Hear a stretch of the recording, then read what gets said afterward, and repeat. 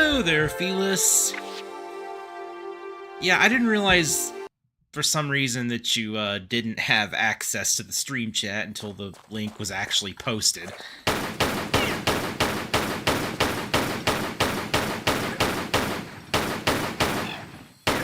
Also, something I realized after the previous stream finished is that, I didn't get that achievement for not getting hit by the spike traps in India, which tells me that that one in the temple ruins might have nicked me.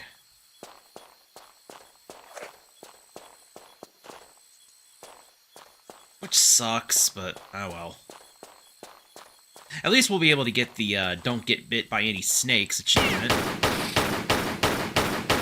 Because after this level, there will be no more snakes in the game.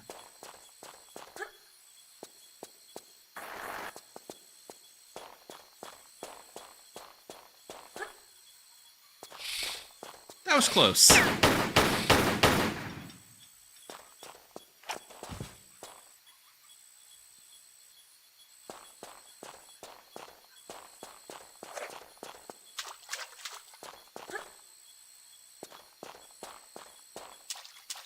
You know, if only there was a desert map at night, because, you know, desert night skies are extraordinarily beautiful.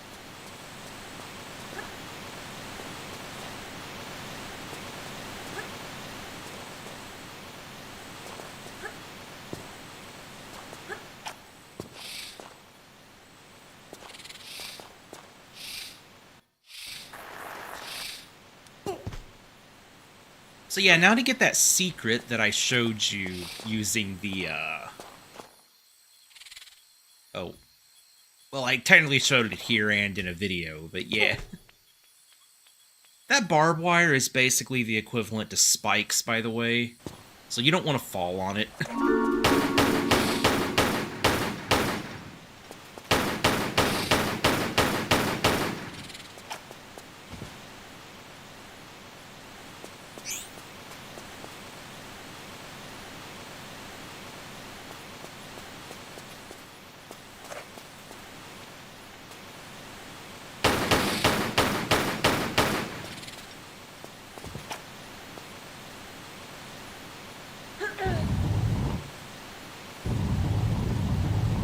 They are.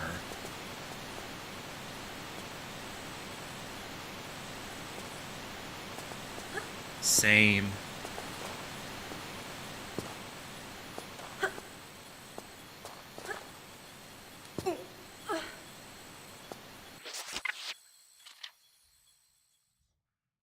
You know, the final boss of the Legend of Dragoon actually, it takes place across, like, several different screens, and one of them is actually, like, a desert canyon at night. And it's incredibly beautiful. Oh, I just remembered something, actually, that I need to show you. It's not real. It's like a fantasy image, but there is this incredible, like, night desert image. It's like from another planet or something. Like, you got just these incredible skies.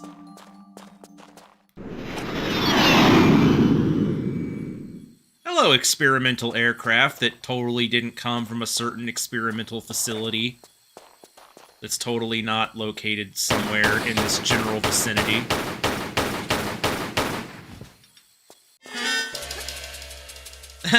The danger music for the snake played after it died.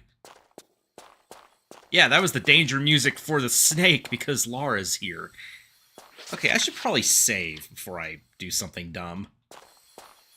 Oh wait, I already saved once somewhere, but yeah.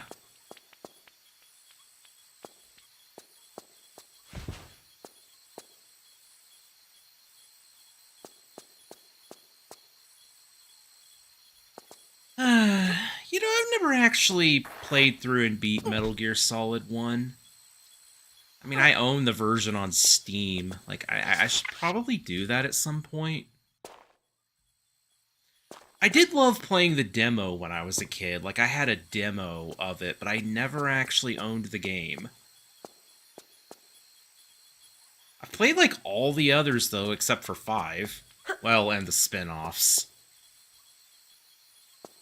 Okay, for real. I've only played Metal Gear Solid 2, 3, and 4. Well, no, actually 2 and 4. No, 2 and 3.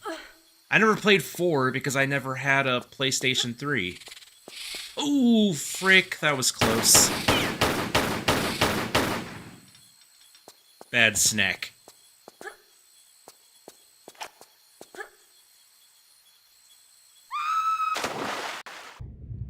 Oh, by the way, I already talked to you about this, Felis, but to anybody else watching this, so I was making a big deal about the frame drops in the previous video, and I watched the playback, and I'm not sure if there's like a difference between how it looks live and how it looks like in the, you know, playback video, like, you know, like the saved stream, but it didn't actually look that bad at all.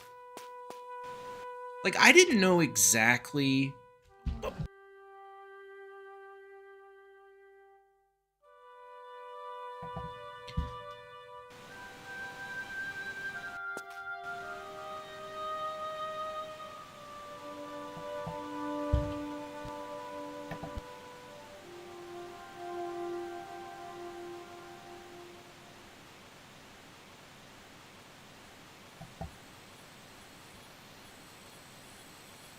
Okie dokie.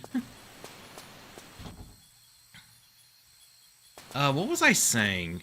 Because I, got interrupted. Something about... Oh, yeah. I've only played Metal Gear Solid 2 and 3, because I never had a PS3, so, you know, I never got to play 4.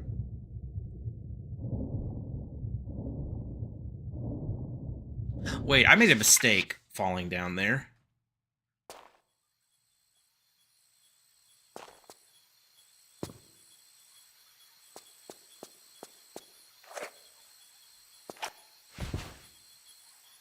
Also, you're a booper?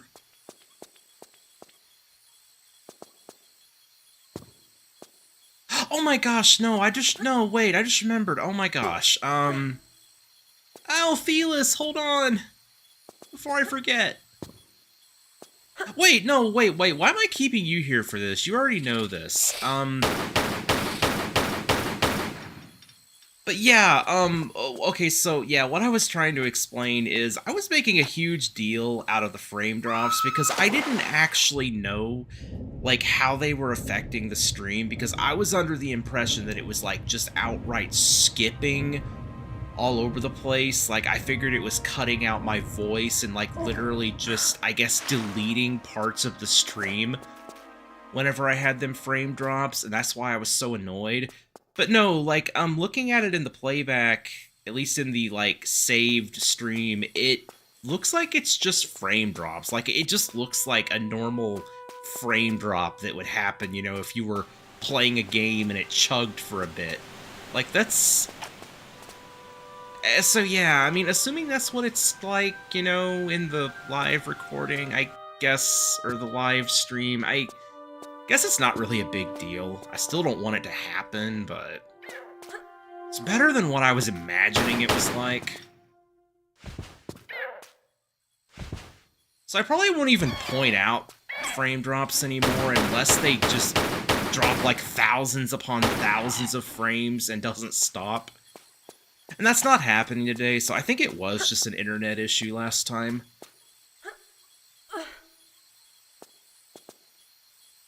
Well, I'll shoot you a link later, to, like, one of the frame drop moments in the, like, the actual, like, you know, I don't want to say recorded video, because it's not technically recorded, but, you know, the saved live stream. I mean, as long as it wasn't cutting out my voice, and as long as you could, like, still see what was happening, at least, then it's not too big of a deal to me. Also, this is the second secret.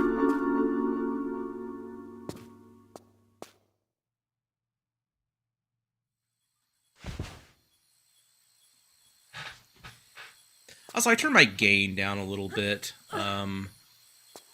on OBS, so hopefully I'm not as loud in the mic now.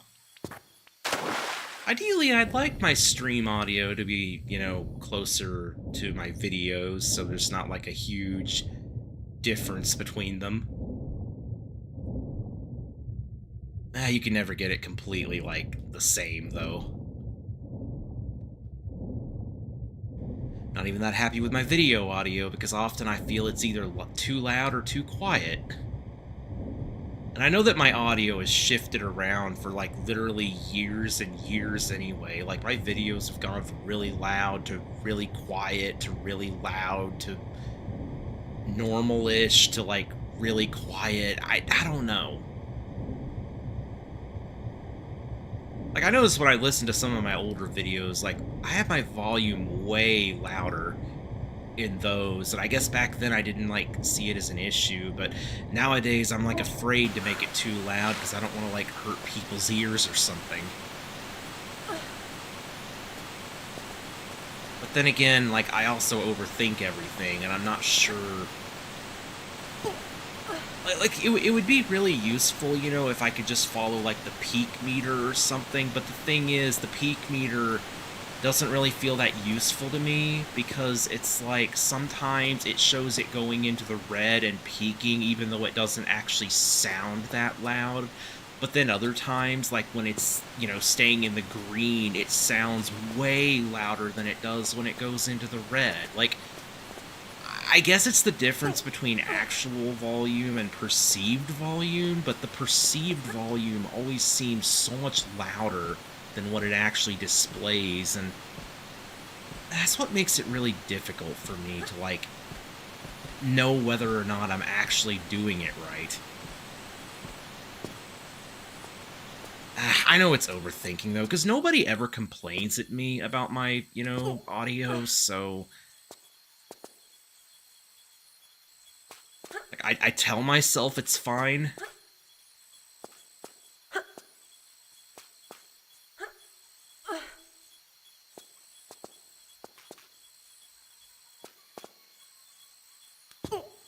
And, well, you know, still no frame drops, so, yep, it was just choppy internet the other day. Wait, did I say yesterday? Before? No, it wasn't yesterday, it was the day before.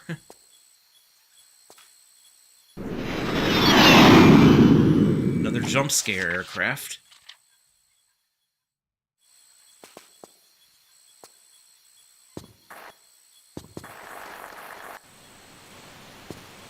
And that is completely pointless.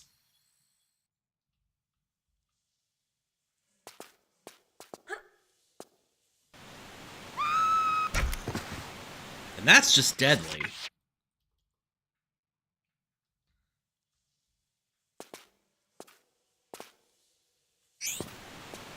There we go.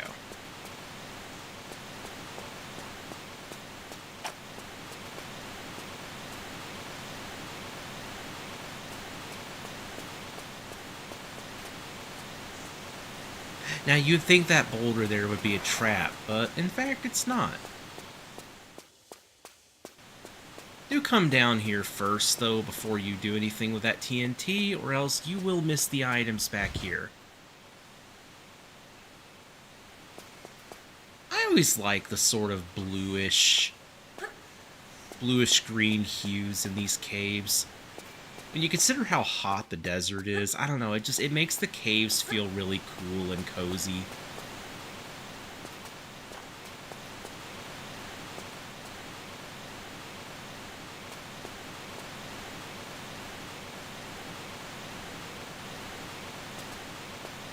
I don't fully understand why all these ladders are set up here like this. Like why you're able to go down there and all that, because I'm fairly certain that there's not actually anything there. I'll check just to be sure.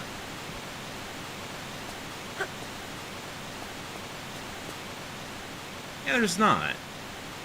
Like, that just goes down to a slope you can't even climb, and that just goes... Well, there you got a monkey swing that lets you get over to there, and I guess that'll let you jump back to the start, but I don't know, like, I don't I don't think you could even get to that monkey swing. Well, no, actually, no, I see. Oh my gosh, are you kidding me? Hold on.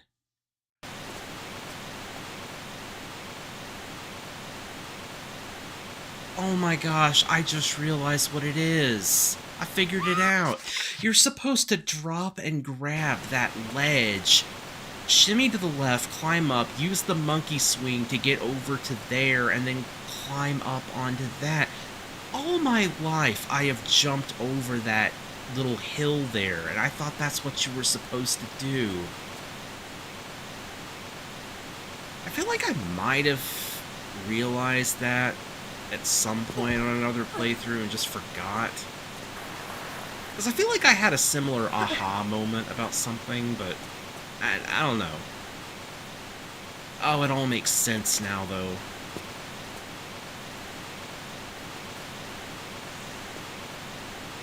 Well, either way.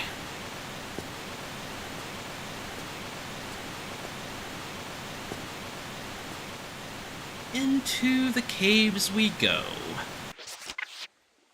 And into the save menu we go.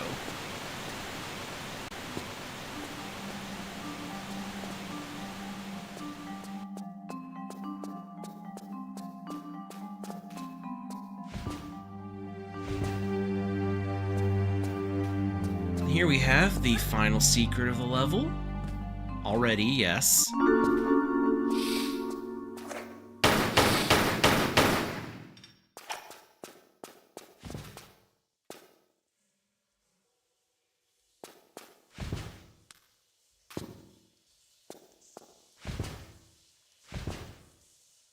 I wish the secret chime didn't, like, cut off the music tracks.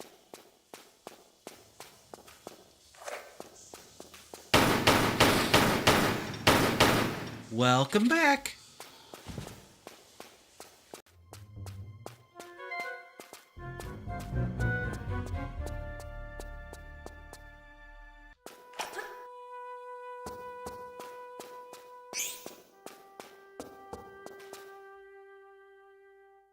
There's something down there, but we can't get there till later.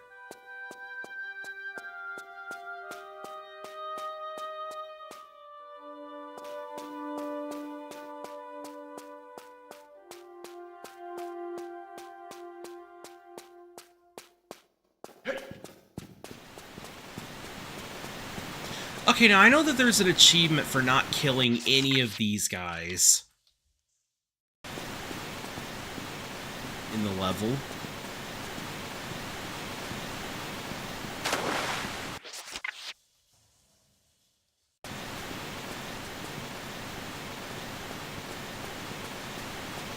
Also, yes, that is a Doom reference on their back. That is actually one of the enemies from Doom. Something I didn't realize until I saw it, like, in an Easter egg video. Dude, I love eating, like, while watching YouTube videos, too.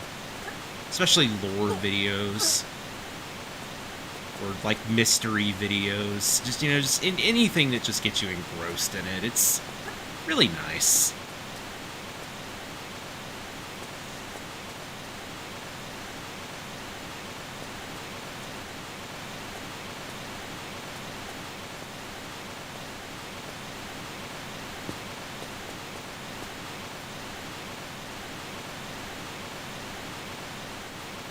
Pretty sure this is actually a dead end.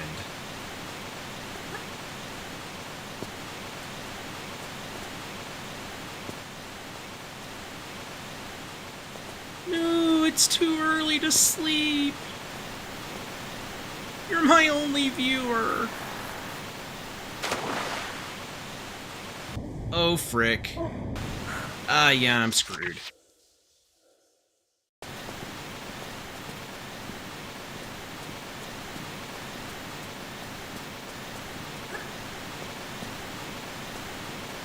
I know, I'm just messing with ya.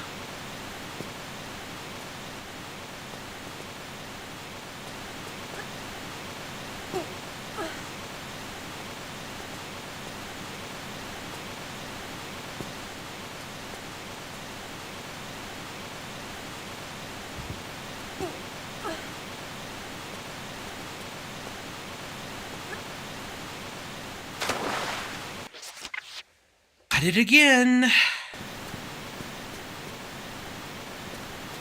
need to stop that.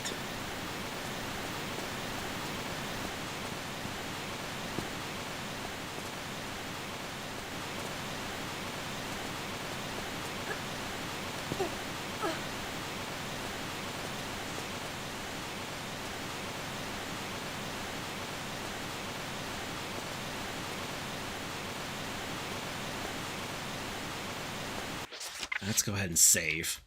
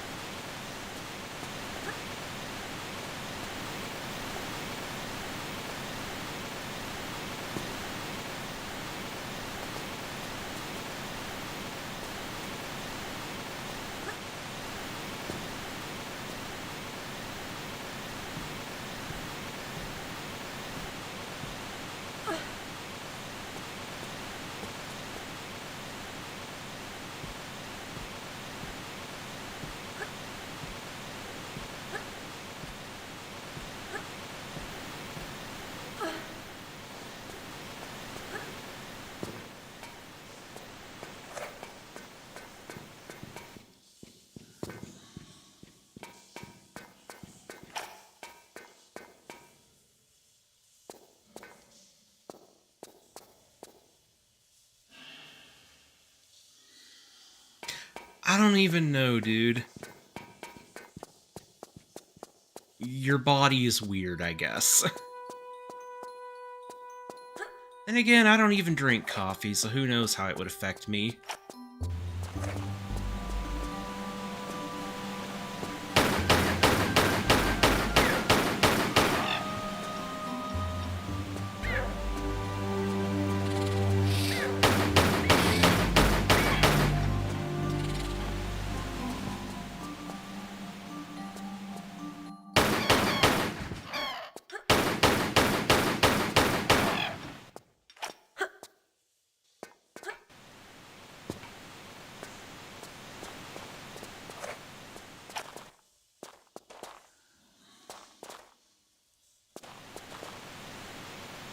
Oh yeah, isn't there a snake around here somewhere?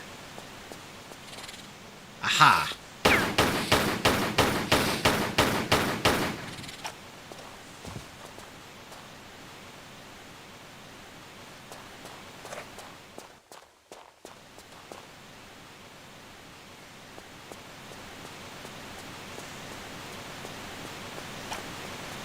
Okay, now I know there's an achievement here for pulling all the levers and, like, finishing this entire puzzle thing in one breath.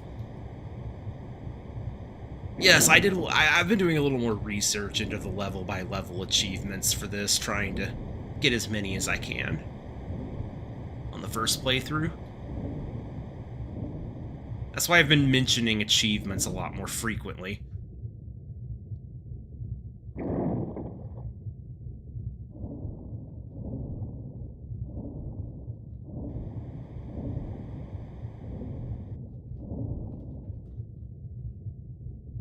That right there is a pickup that I don't think I ever found or knew about until my previous playthrough.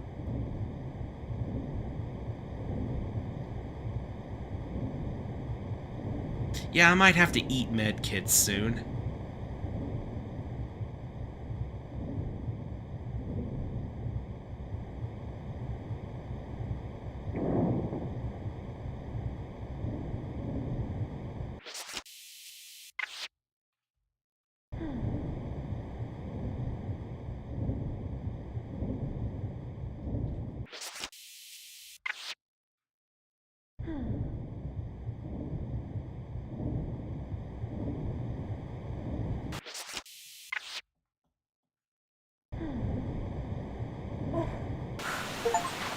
Well, there we go. You know, considering what's going to happen soon, it doesn't really matter.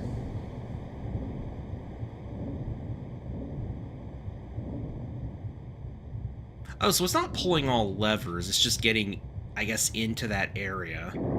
That might have been a bit of an oversight, because they probably intended for you to pull that lever and then get up through the door.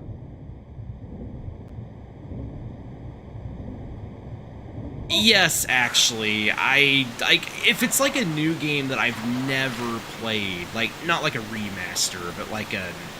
Well, okay, to be fair, with new games that I've never played and I know nothing about, I usually don't look too deeply into the trophies. Especially if it's like an RPG, because a lot of the trophies in those involve, like, major spoilers.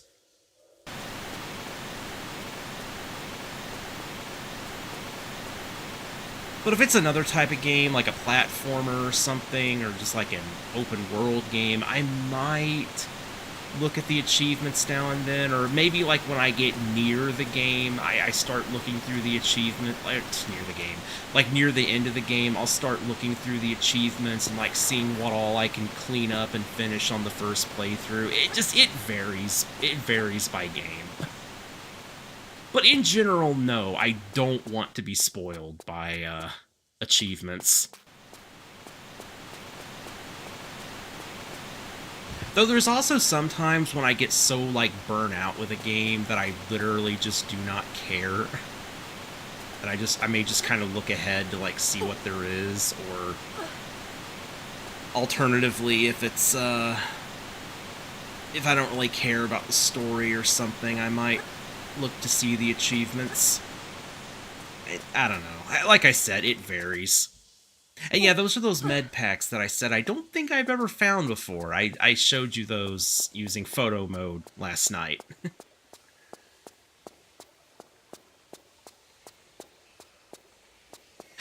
Though, I will say that if I'm doing a Let's Play of something, I especially try not to look too much at the trophies because, yeah, I mean, I don't really want spoilers for a Let's Play. Sea of Stars, for instance, like, I really don't want, like, story spoilers from the achievements in that game.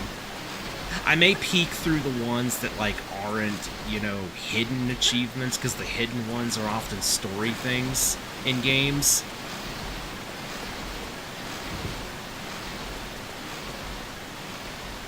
Yeah, usually.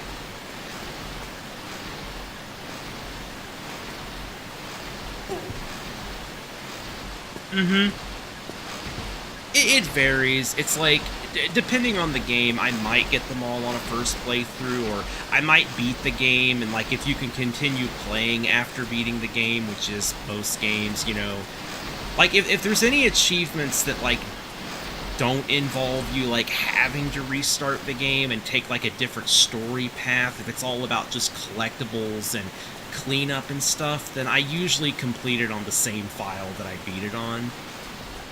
But if it's a game that requires you to restart and replay it a time or two to get everything, then I'll do that too.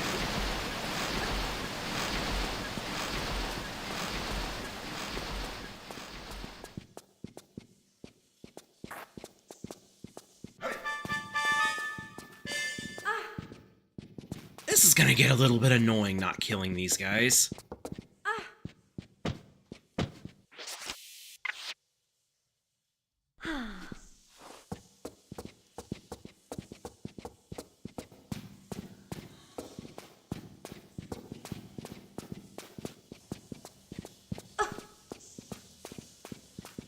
Oh, that thing we picked up? That's the detonator key. So yeah, now we have to go back out to the canyon.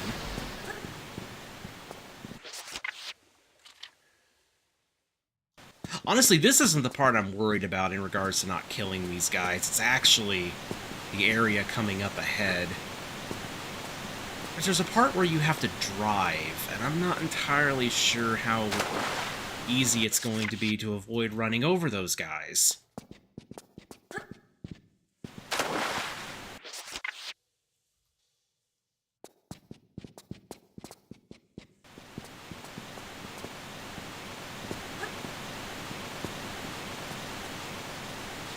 But yes, my own, like, rules and what I do in regards to achievements, it shifts around from game to game. So it's not 100% set in stone.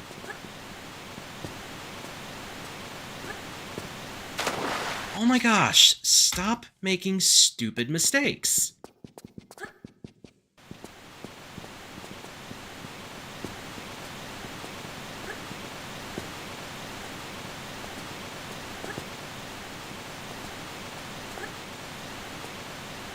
Okay. No, you.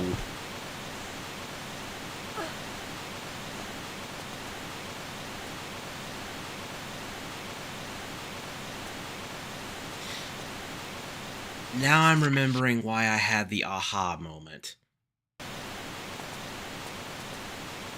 Yeah, you're supposed to use those walls to get back over to there. That's exceedingly obvious, but it's easy enough to just do it that way. Oh, time for boom.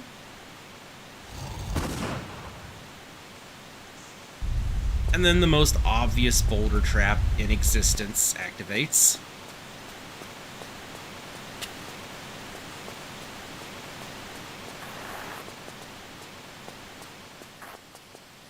So that blew up this area down here. That's why I said go into that cave and get the items first. Otherwise, you lose them at this point.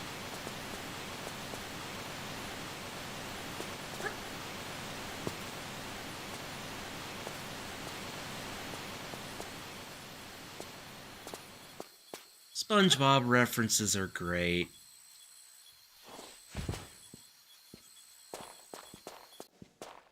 I love how in the first couple of seasons there was just that running gag where characters would literally just explode in a freaking nuclear mushroom cloud. The first 3 seasons of SpongeBob were the best.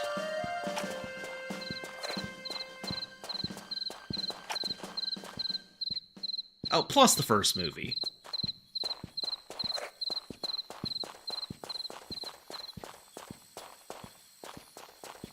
Yeah, that over there, that's the part that worries me about this achievement.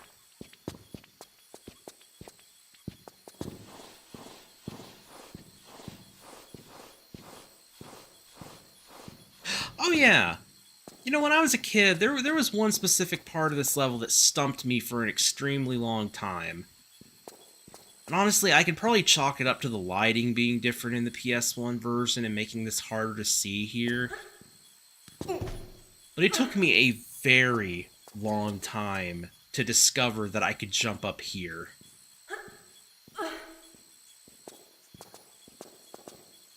So yes, this was one of the levels that I used a level skip code to get by.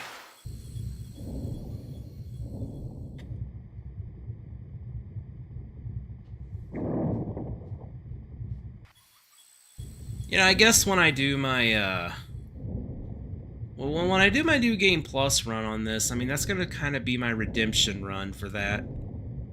Because, you know, I never actually beat the PS1 version legitimately, only when I got it on PC.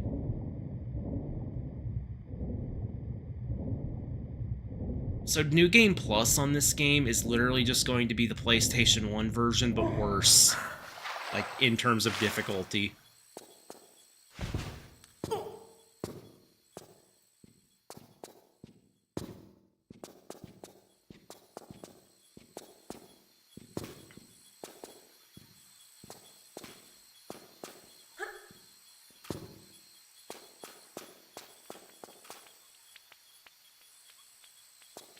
Am I supposed to be going this way? Ah, yes. The pizza delivery episode. My favorite episode is and always will be Band Geeks, though. Freaking love Band Geeks. Chocolate with nuts is amazing, too.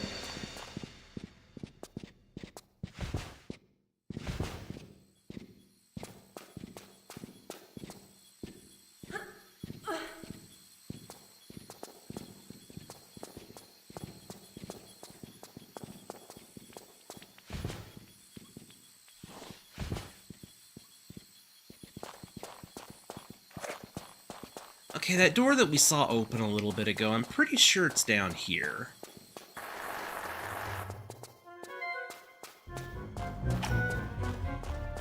Yeah, there it is. Oh, hi, Snack.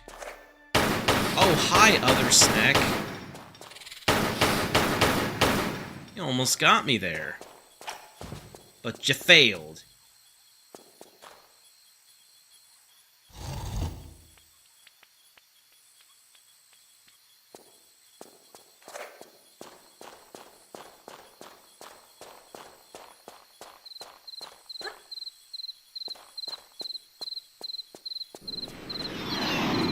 There goes another aircraft.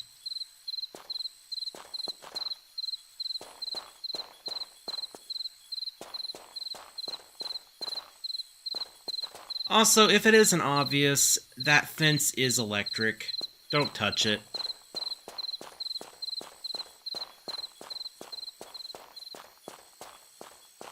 Or you will die a horrible, sizzly death.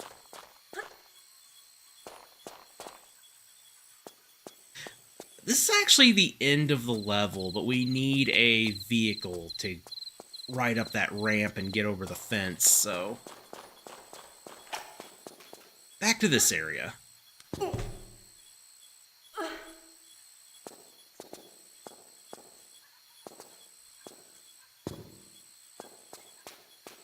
Yeah, it really would.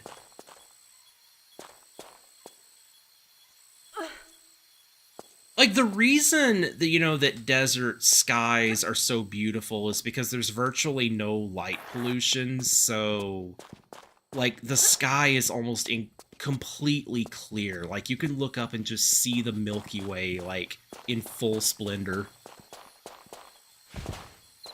I would love to actually go out to a desert and just see it in person at night someday. Though it's not just deserts that are like that. I think, is it Poland or is it Norway? I don't remember which one, but I know there's a few countries that have incredibly clear night skies due to not having a lot of civilization, so not that much light pollution. Also, I'm being a derp. Hold on. I need to go this way, I think. No, I know. Yeah, I know. I need to go this way.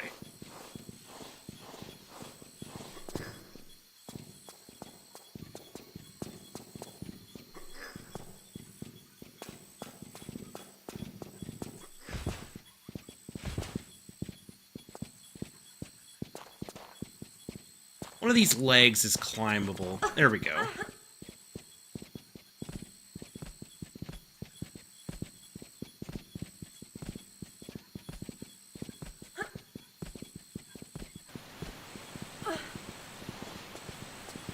This is that thing we filled with water just a little bit ago. It actually connects over to that. The whole purpose of that is just so we can climb up there. And from here, we can get inside the fenced-off area.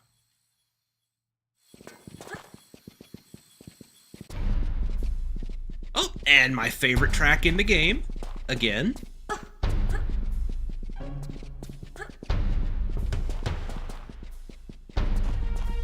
Yeah, this is the area that I said would be really annoying with this achievement.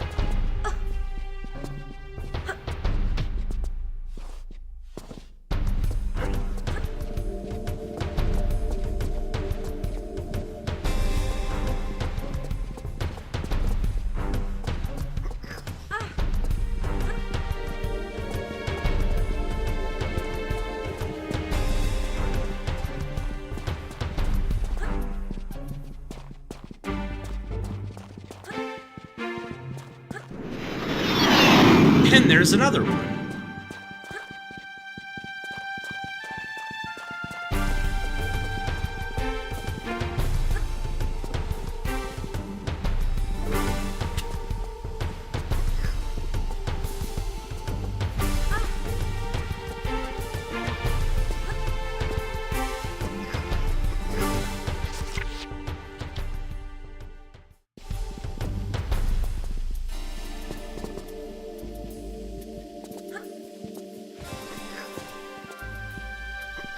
Okay, no items in here.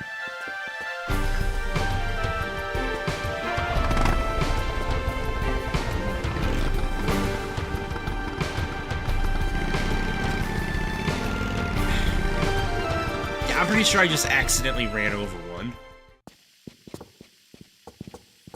Alas, no more music.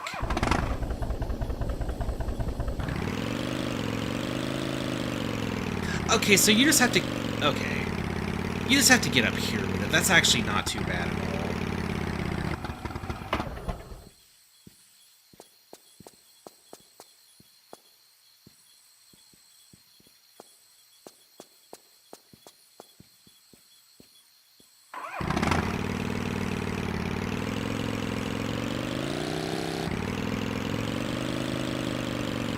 Go ahead and park it over here in front of this gate. Oh my gosh, it's like in Tomb Raider 2, where if they touch the vehicle, they just die instantly.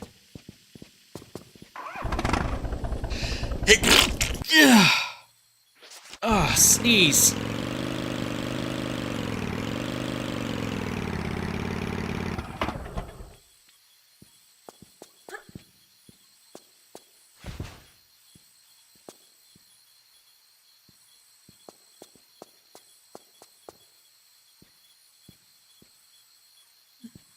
Thank you. Here's a good strategy. Let's just leave it up there so we don't have to dismount it down where those guys are. Oh, hey Moon. Welcome to the stream.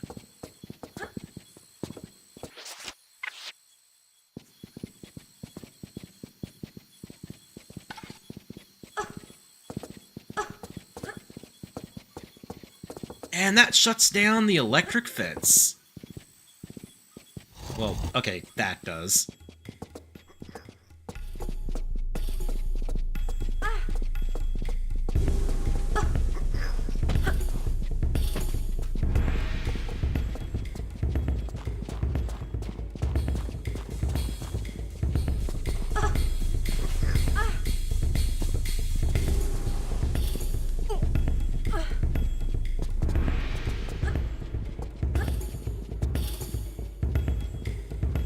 Alright.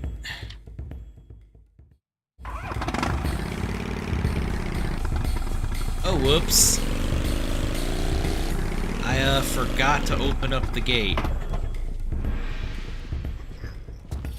Oh, it's okay. We got over there fine.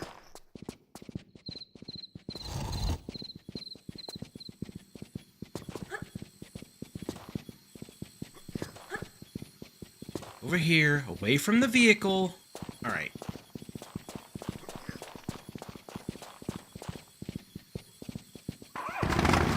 Freaking idiots!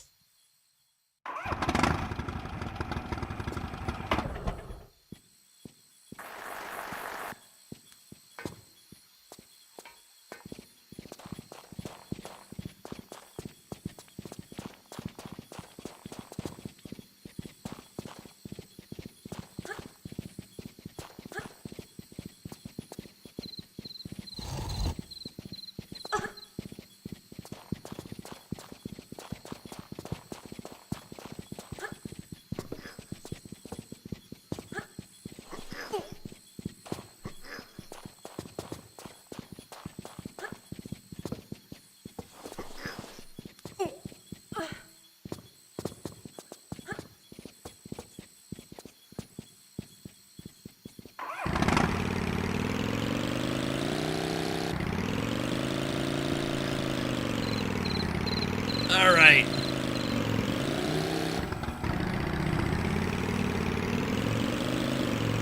And...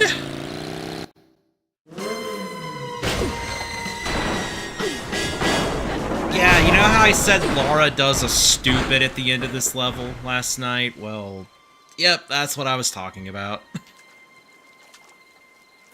You crazy geek freak. What kind of stunt is that to pull? Let's take yeah, I did, Moon. Like one of them. Maybe she's an eco-terrorist or something. And they wear hot pants, huh? The, driving game you were talking about.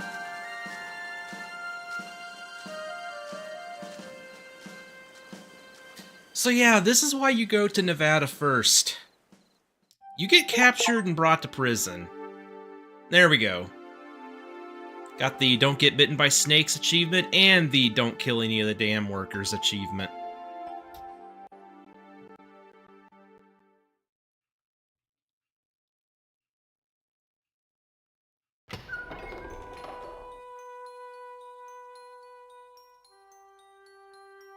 Wait.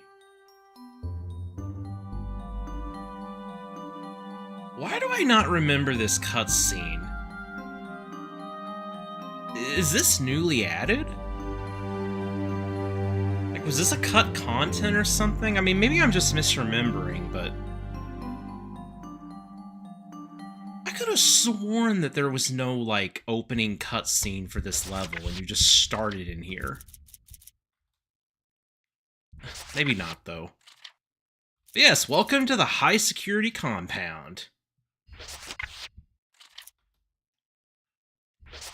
We have lost everything. Even our flares and med packs.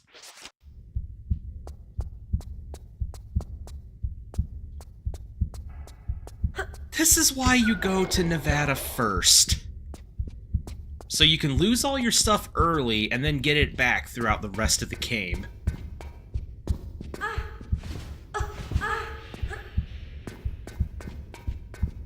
So we're unarmed, but there is a way to deal with these guards, though. We just have to release the other prisoners.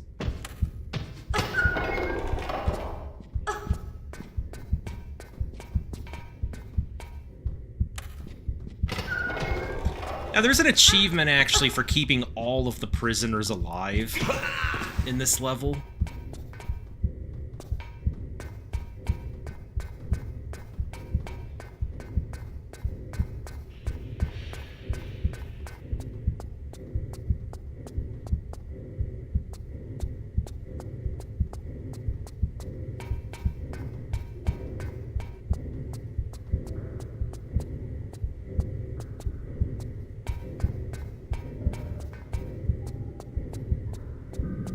Also, yeah, I don't know why there's like a trip laser that, you know, opens Laura's, like, the door to Laura's cell.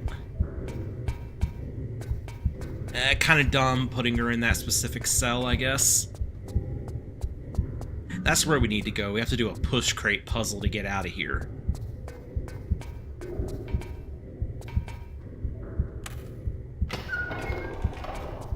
I mean, the way you described it to me last night, honestly, it sounded like one of those indie games I've played on Steam. Like, it does sound interesting. What is it called again? I mean, if it's on NSO, like, I could try it out and see what I think of it.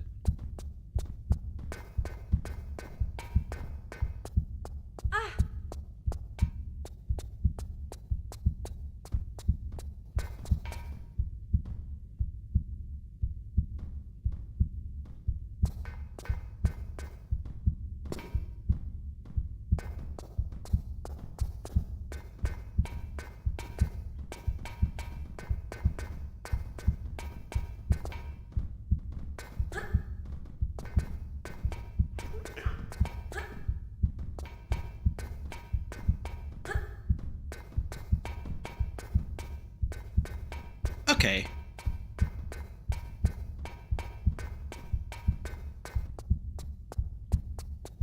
Right, I need to find that door again. Where was that?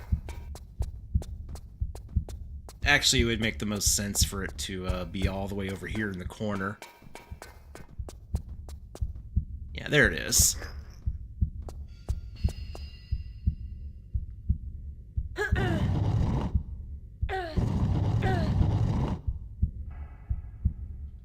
No, you. Hugs back.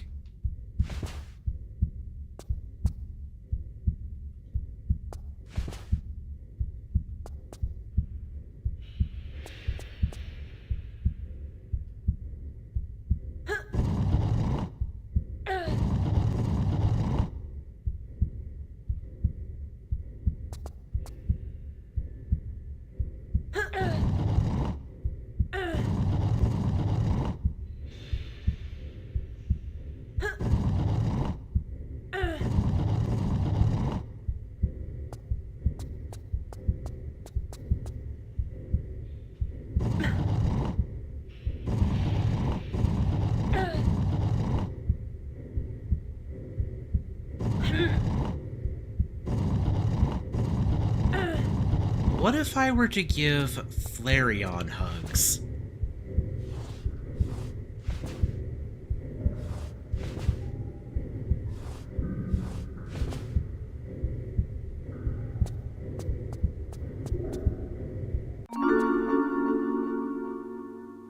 That was the first secret.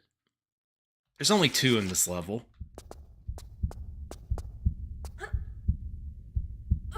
I knew you'd love that.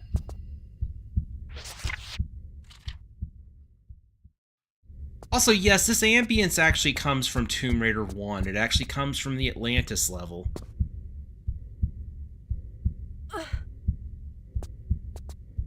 It's a little different, I think, though. I should probably have walked through that instead of...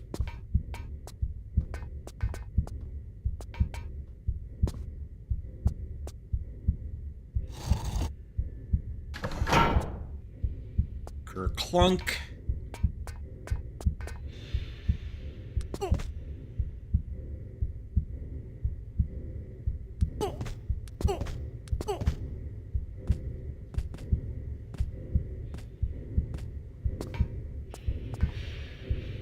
I really do need to get that Flareon OC made.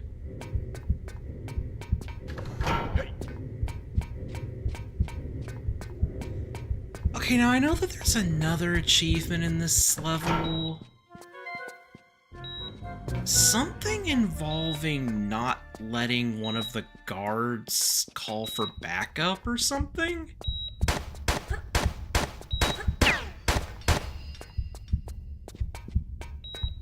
I'm not entirely sure, like, what that's talking about.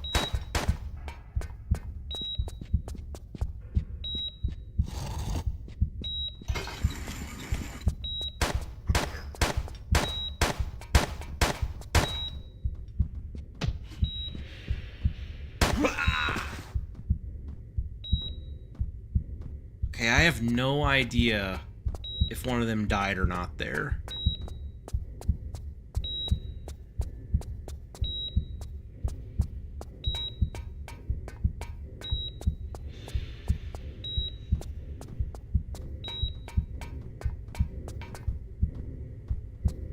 Because that guard got a lot of shots off. You know, actually...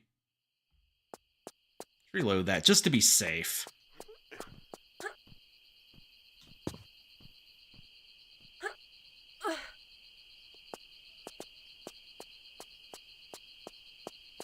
No, you, Moon.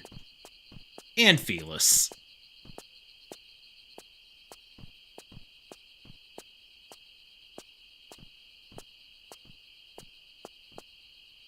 Oh, you know, let's take a look at the skybox, actually. Oh, you can't really go above this. Yeah, there wouldn't be too many chances to see the skybox here. Oh gosh, this looks like Mars. It looks like a Martian landscape. There we go. You know, big screenshot of that.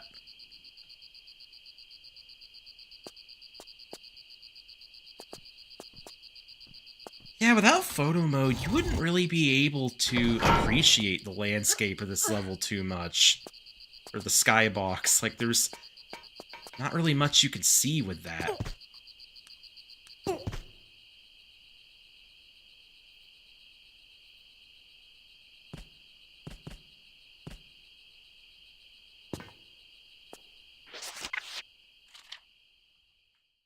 That's good.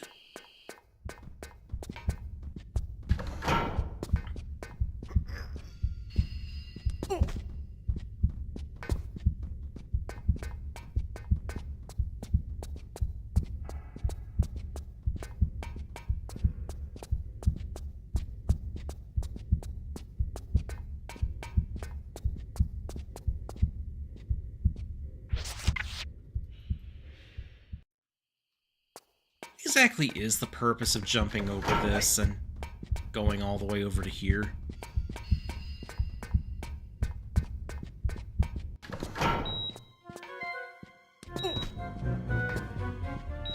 Well, then I in turn boop the tiny, tiny, tiny, tiny ragdoll.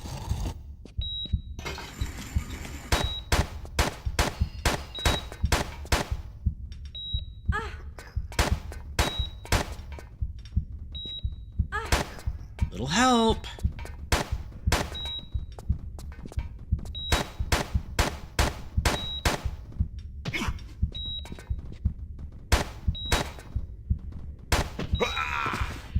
Oh yeah, well they definitely lived that time. Yes, you are. You know, the funny thing is, ragdolls are actually supposed to be pretty big, so the fact that you're a tiny ragdoll, it just means you're actually even tinier than you seem.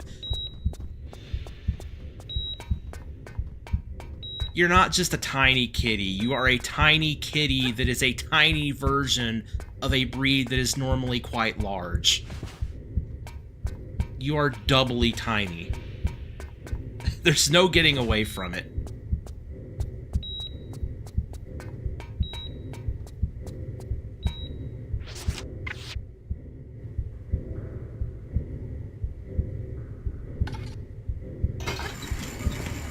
Hey look, you may be minuscule, but you've got a huge heart. And that's what counts.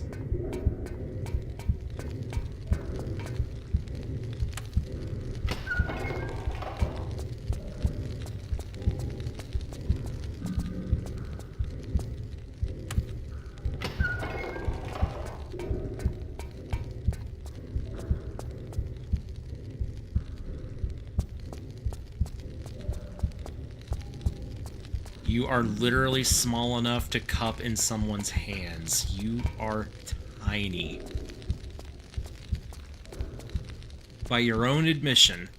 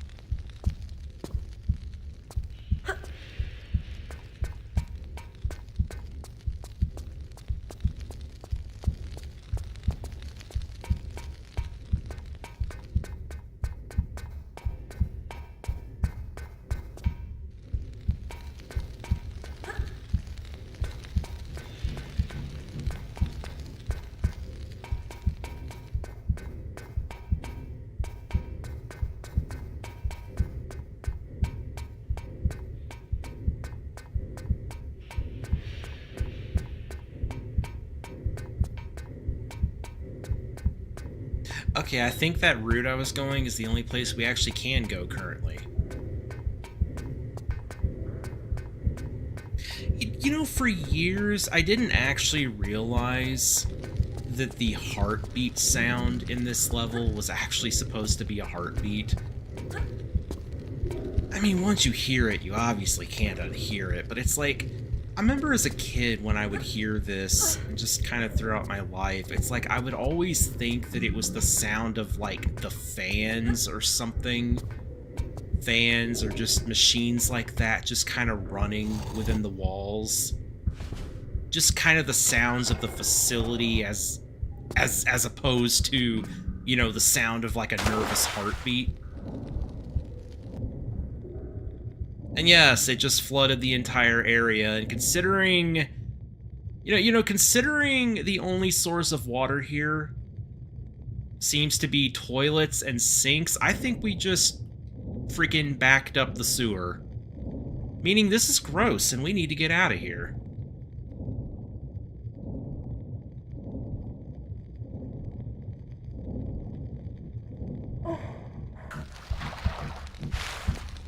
No, see, the reason I think that, though, is because listen here.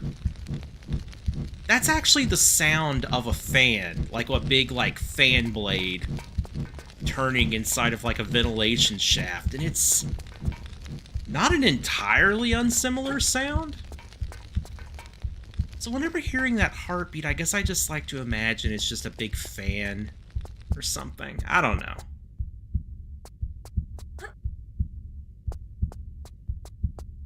Though I tend to think more of the next level when I hear this ambience as opposed to this level. I guess just because the next level actually has a lot more crawling around in, like, ventilation shafts and stuff. And that just turned off the stove in the kitchen. I don't know why the switch for that is all the way over here, but, you know, I'd ask the designers.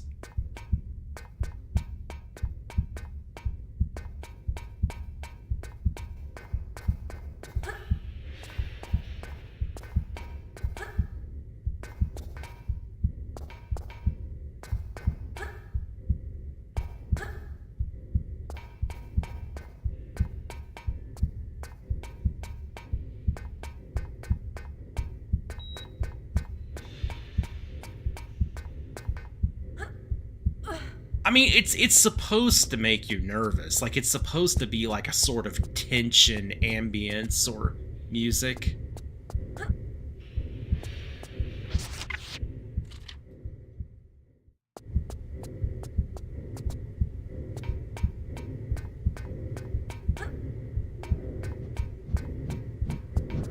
And then you've got that metallic sort of rhythmic, it's like a sort of metallic breathing noise in the background as well. Hey, there's the big fans I was talking about.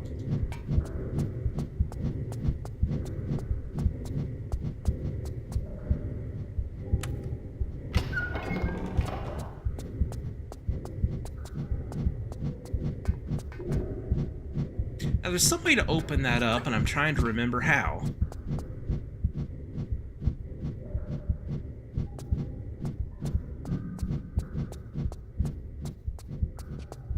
Oh, right, there's more this way that we can access now.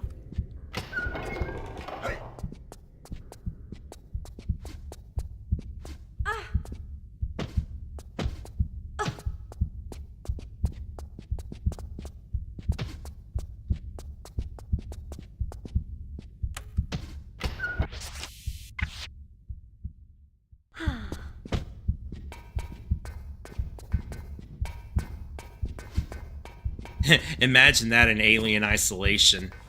Time limit on Alien Isolation with tense music plus this heartbeat pounding in the background. Well, then again, Alien Isolation already has an even more tense heartbeat, like a ridiculously tense heartbeat.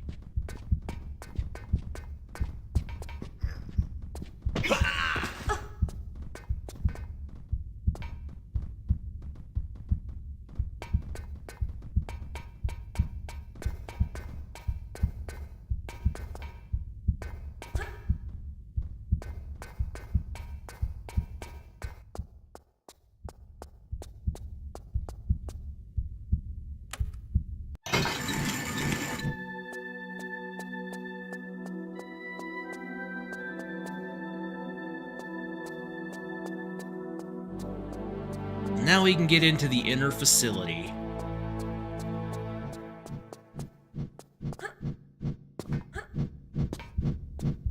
Also, it probably goes without saying, but do not touch the fan blades. Trust me, Lara will not be a fan of them if she does that.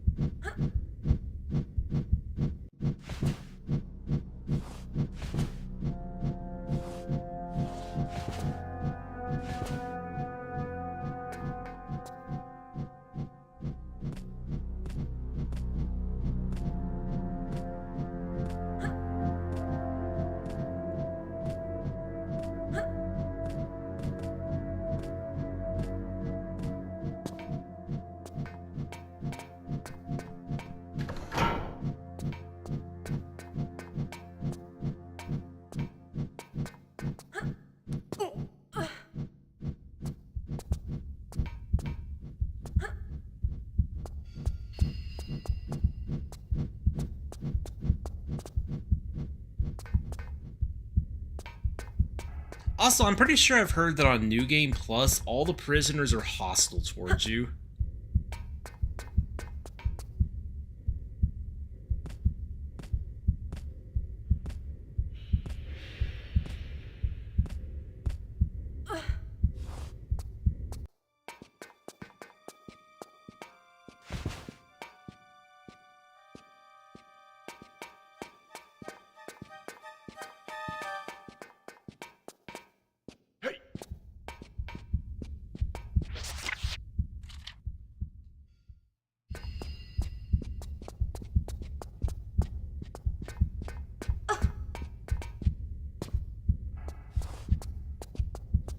It's honestly probably not too bad.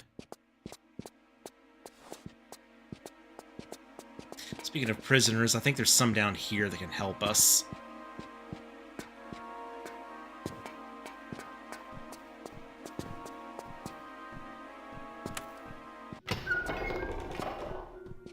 Yep, there we go.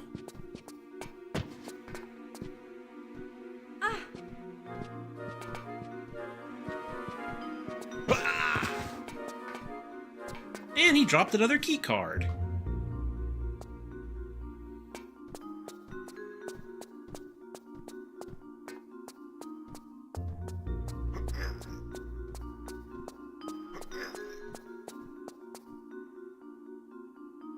This is probably your best chance in the level to actually see the skybox, like, without, you know, using the camera. The photo mode. Once we actually get out there to where that big satellite dish is.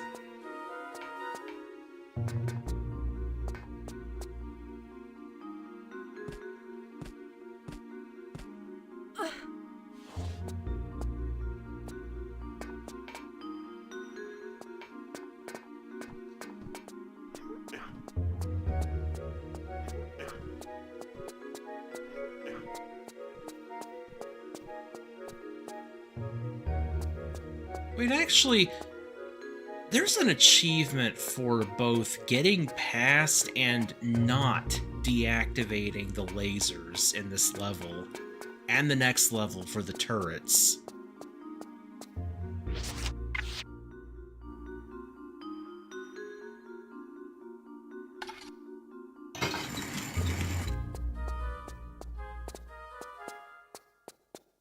That switch right there deactivates the lasers, you could see. Yeah, I guess if we're gonna get that, then we gotta ignore that. Of course, getting past these particular lasers should... Oh.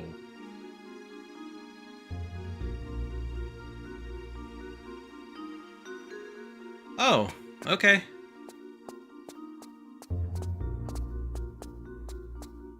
Well, what does pushing this do, then?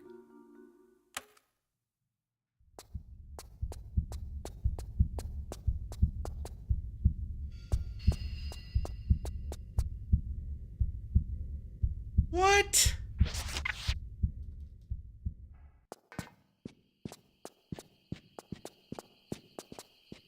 So what you're telling me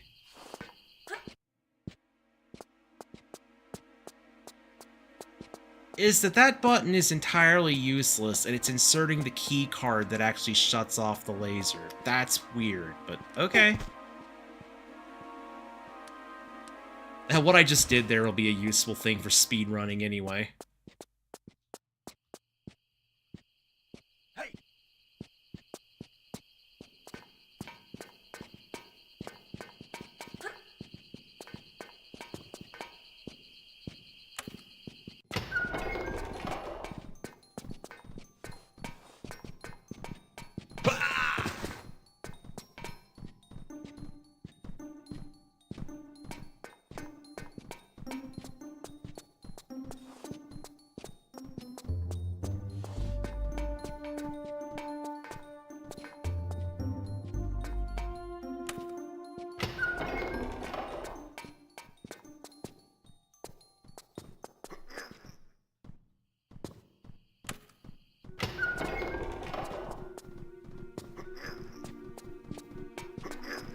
Alright, make sure these guys don't die here. I feel like they lowered the health of the guards because I don't remember them usually dying in one punch. Hold on.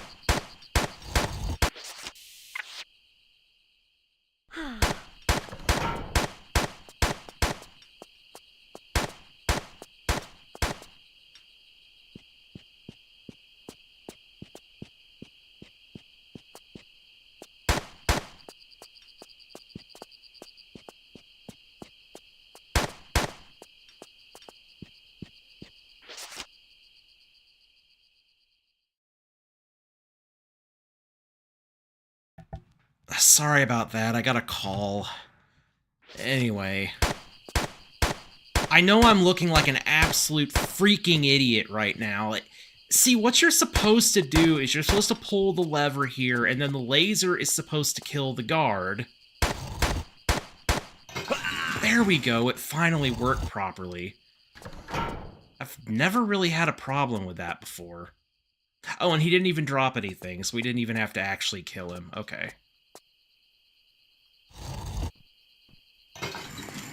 But yes, that's what I was trying to do with that.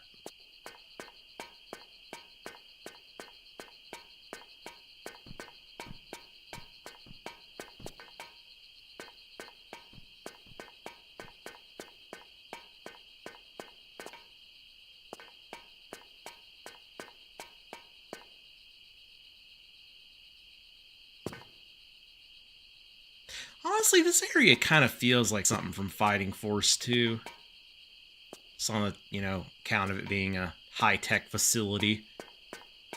Since literally every single level in that game is a high-tech facility, save for one.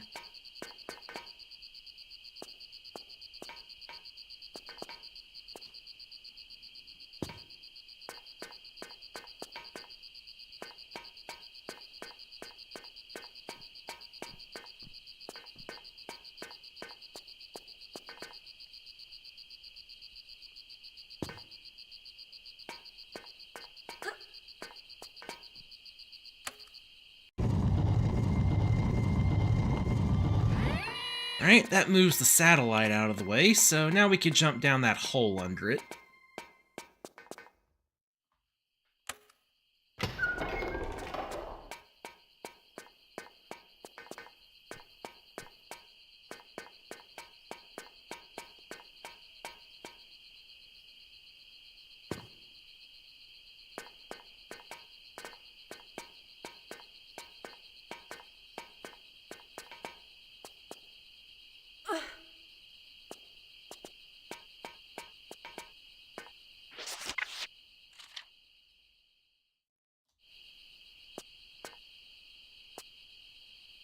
You know? Another good screenshot there. You know, actually...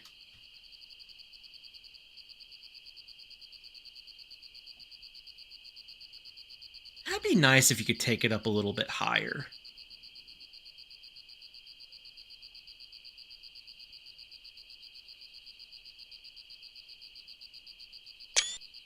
There we go.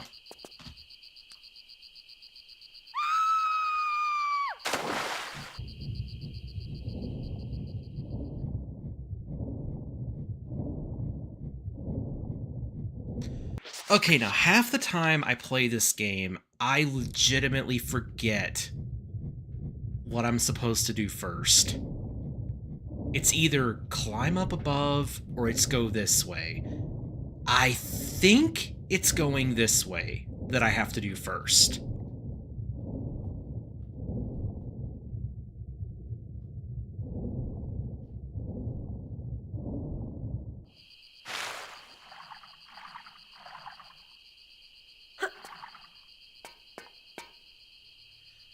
Also, can I just say, I've never understood this.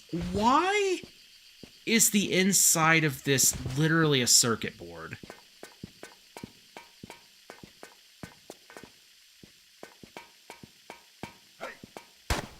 Like, why are there crawl spaces that are literally just giant circuit boards? Also, oh my gosh, I made the wrong choice. I wasn't supposed to go this way first. I always screw this up. I swear I never make the right choice here.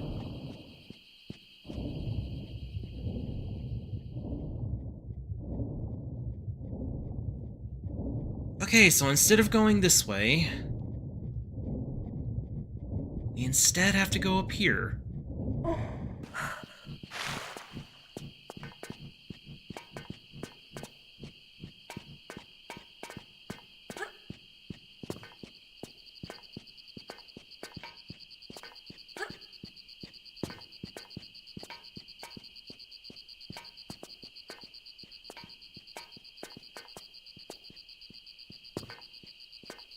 More circuit board crawl spaces for some reason.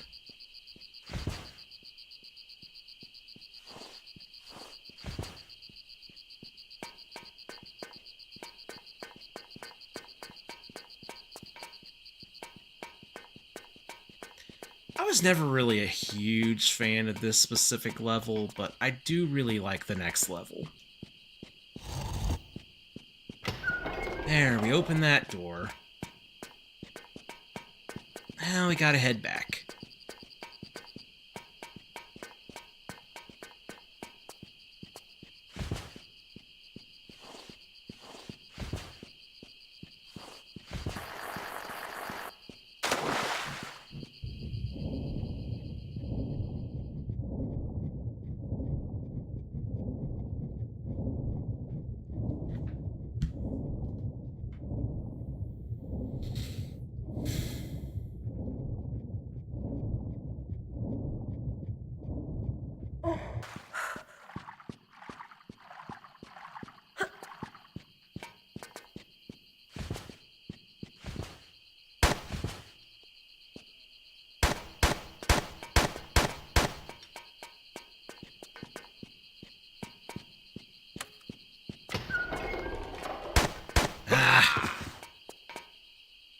What?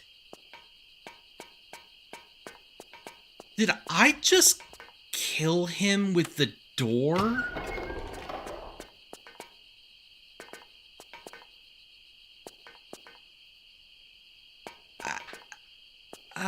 Okay. That happened. You're supposed to use the door to just, like, seal him inside there, but no, I apparently killed him using the door somehow. I don't understand how that even works. Like, within this game's, like, physics and stuff, because the doors themselves have, like, no, like, damage values to them. Ugh, hold on. Ugh, I had to sneeze again. But yeah, the doors themselves, like, they don't cause damage. There is no way for a door to cause damage, and only certain objects in Tomb Raider games are able to, like, actually, you know, crush you. Like, there's some blocks in Tomb Raider, you know, 4 that can do that.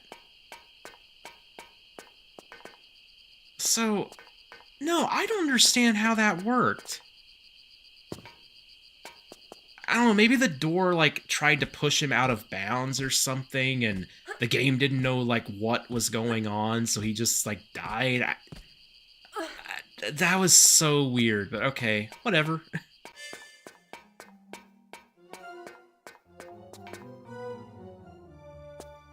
Let's not alert that guy. I will say, though, if you want the final secret in the level, because of course you do, remember him. Because once we get our weapons back, we're gonna have to come all the way back here to kill him to get the final secret. And that's one of the things I don't like about Tomb Raider 3. Like, there's a couple of things like that that require a pretty hefty backtrack.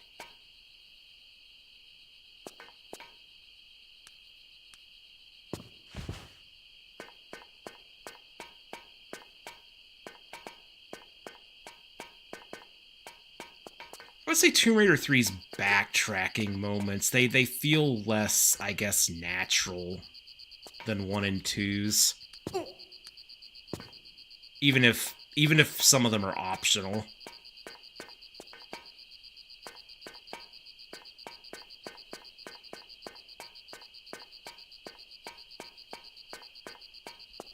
That's one way that I do think the level design in this game for some of the levels is a little bit behind the first 2 games, but I still love Tomb Raider 3 just for the nostalgia, and again, just for the variety of locations.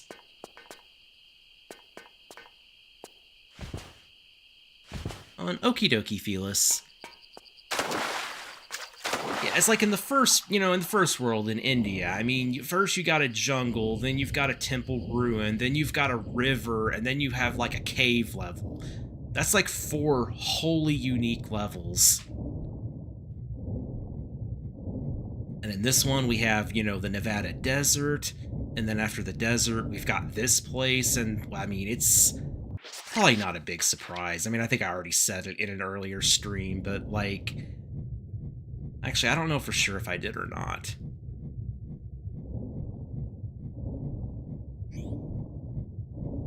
Oh, and yeah, you don't want to swim down here till you close that door, or else you will get sucked into a fan and you will die.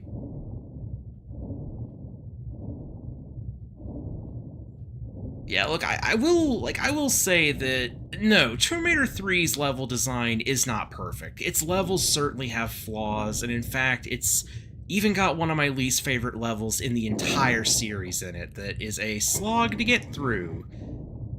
But for the nostalgia and for, like, oh my gosh, I was not paying attention to my health and oxygen. But yeah, for the nostalgia, as well as just the sheer variety of locations, and the fact that it's got some of my favorite locations in the series, I think I can still consider it my favorite Tomb Raider game. But being fair, I haven't played the Legend series in a long time. Like, I've been wanting to replay Legend. A lot of people love the Legend trilogy, even though it's technically just 2 games. One of the games is actually a remake of Tomb Raider 1, Tomb Raider Anniversary. Not a remaster, but like a full-on remake.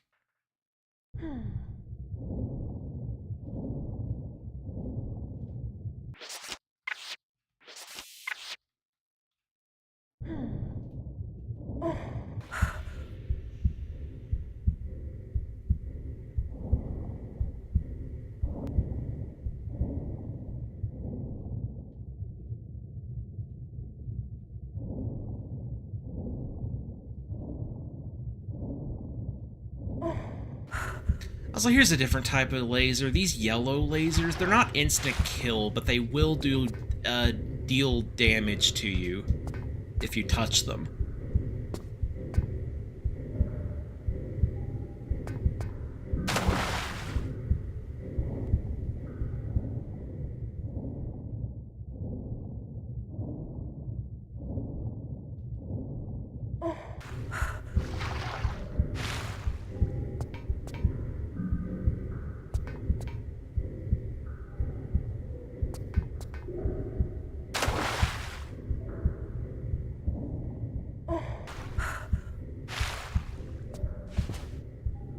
Oh wait, that's a dead end.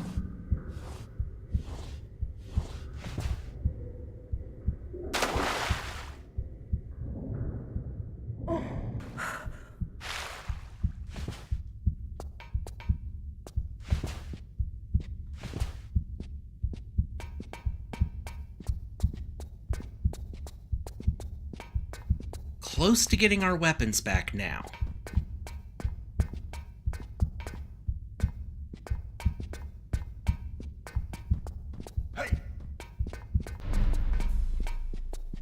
And there we got this music again.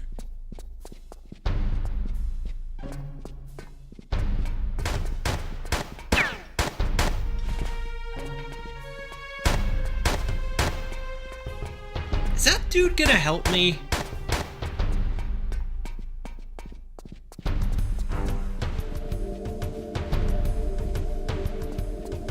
Are you actually joking right now? Where did he go?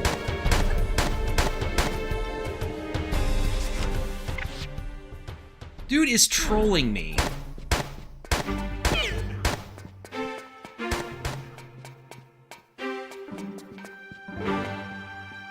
Oh, there he is.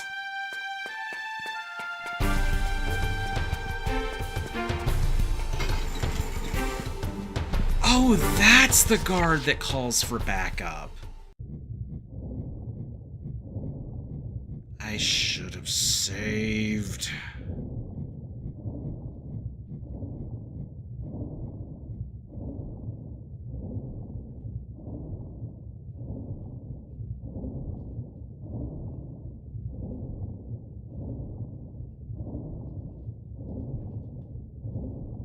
I'm just gonna ignore those flares for now.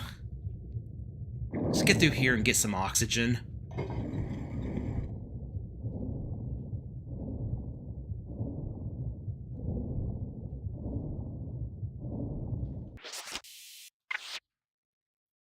Not that kind of flare.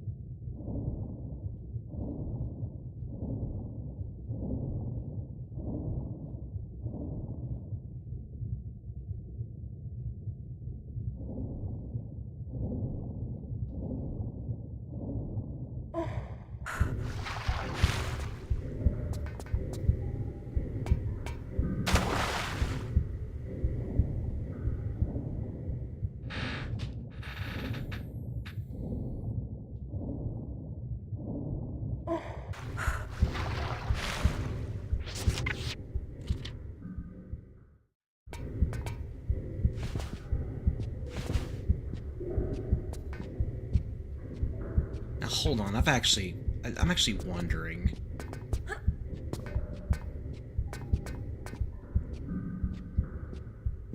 Can you get over here and...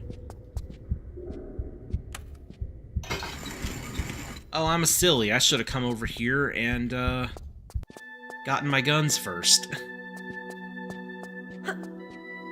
Yeah, this isn't just getting our pistols back. This is a full-on armory.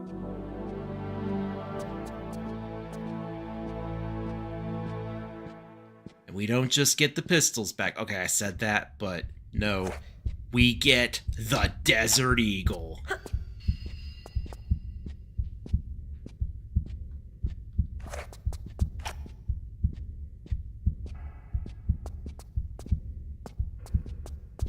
Welcome to, like I said, my favorite gun in Tomb Raider.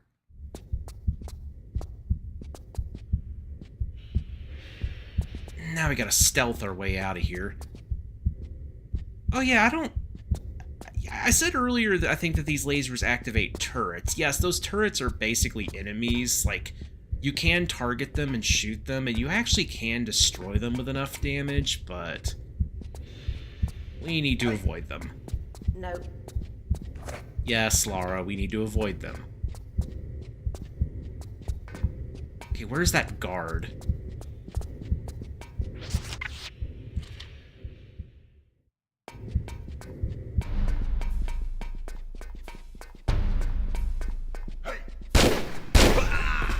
Oh, no, you don't, buddy. No, you don't.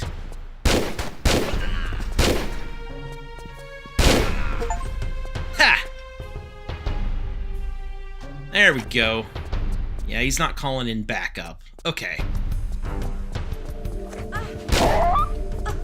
But yes, the Desert Eagle is extremely powerful.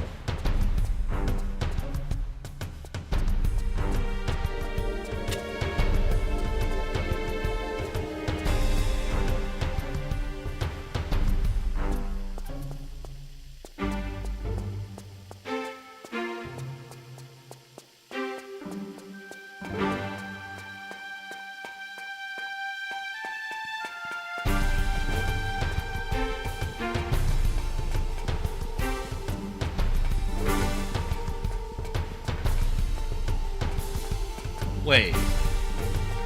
Oh, I think I need to use the plug that we just got up here.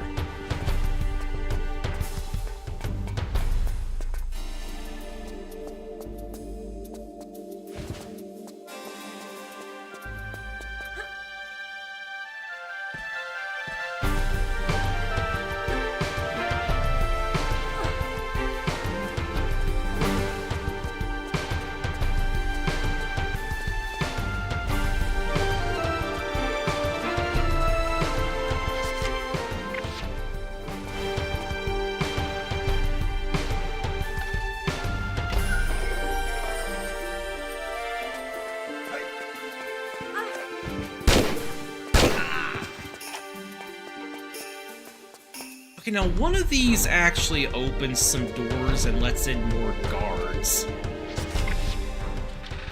The other one is the one we need to press.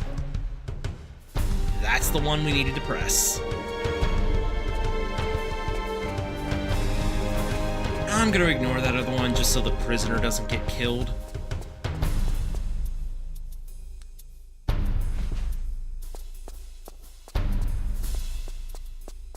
But yes, that would have opened up these gates, and then enemies would have just flooded in. And there's nothing out there, because you can't actually get out there. Like, the gates close back up, I'm pretty sure.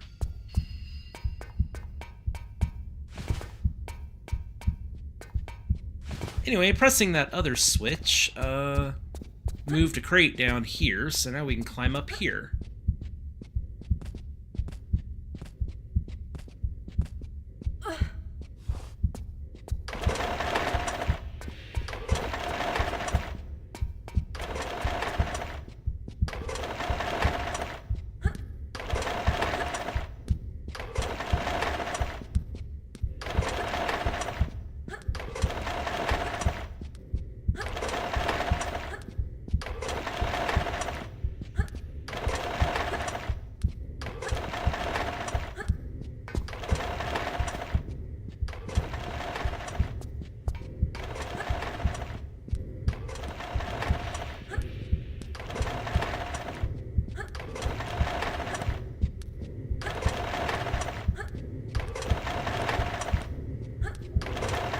Yeah, those cranes are similar to the things in Tomb Raider 2 in the oil rig levels.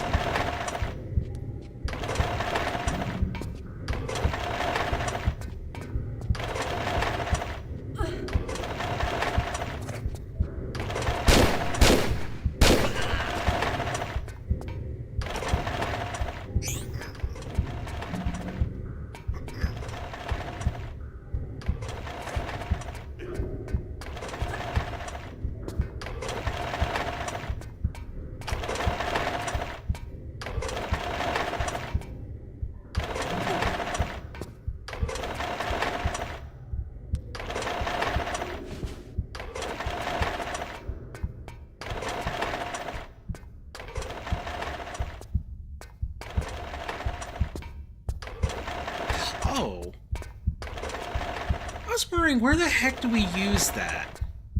See, look, in the original graphics, it's so much more obvious. It really blends into the wall here.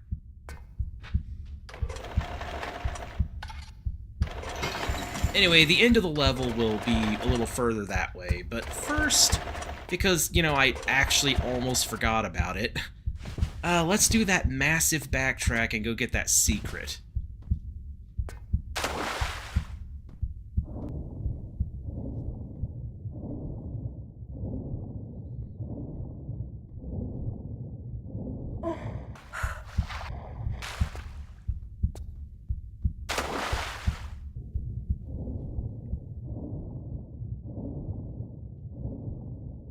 Hour and 38 in, and still not a single frame drop, by the way, so... that's good. Glad.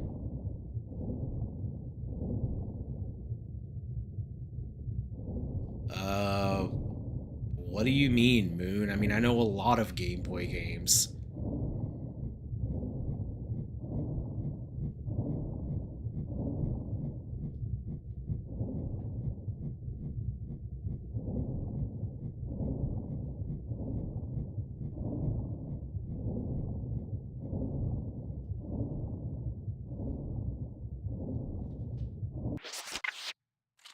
I'm kind of forgetting which way it actually is to this. I think it's this way, right?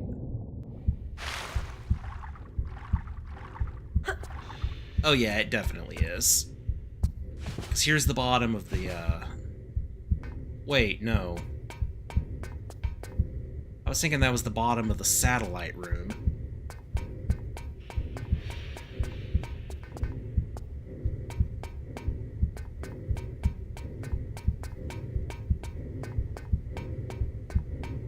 You don't say, Moon.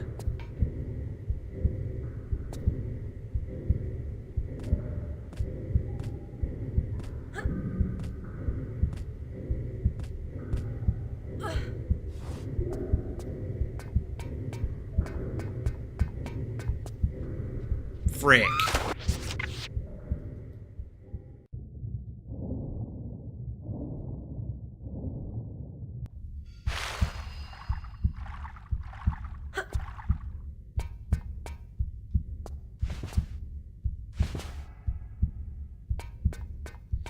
No, seriously, like, there are so many more games that Nintendo could put on the NSO. Like, there are a massive amount of games they could add to, like, every single one of their NSO emulators. Like Game Boy, Game Boy Advance, N64, Super Nintendo. Like, there are so many classic games that they could so easily add to it, but for some reason they don't. And it's like, yeah, you don't say that Nintendo's only putting, like, 1/100th of their freaking library on NSO. No.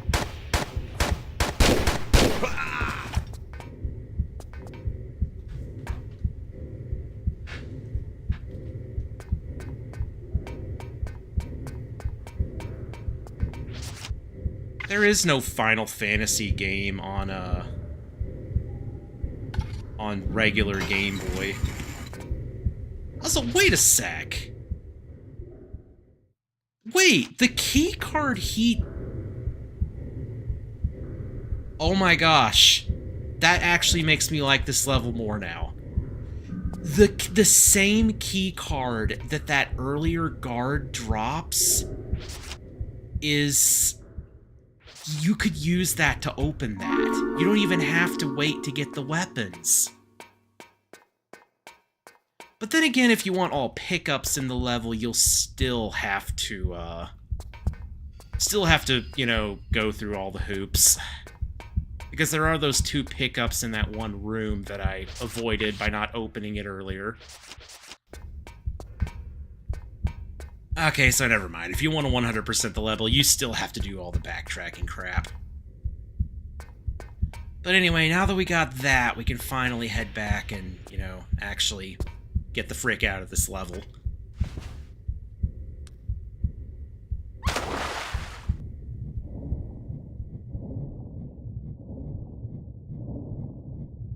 There isn't Moon, unless you're talking about Dawn of Souls for the Game Boy Advance.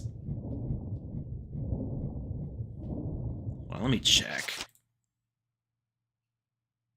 Oh, I thought you sent me something. Never mind.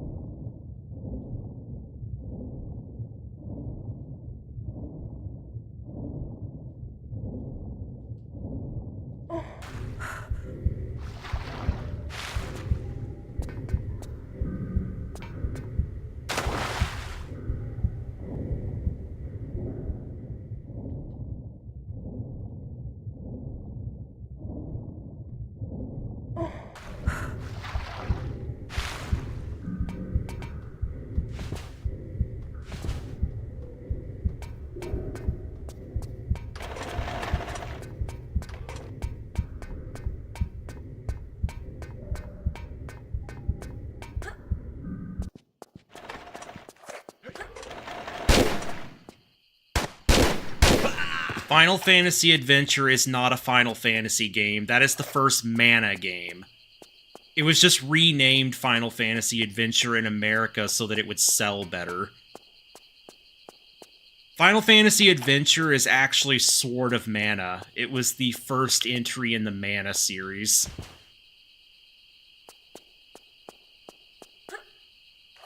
Like I said, it was just renamed Final Fantasy Adventure in America because Final Fantasy was popular at the time, so they're like, oh, if we rename it, it'll get more sales. And there's another one called Final Fantasy Legend, but that's actually the first Saga game.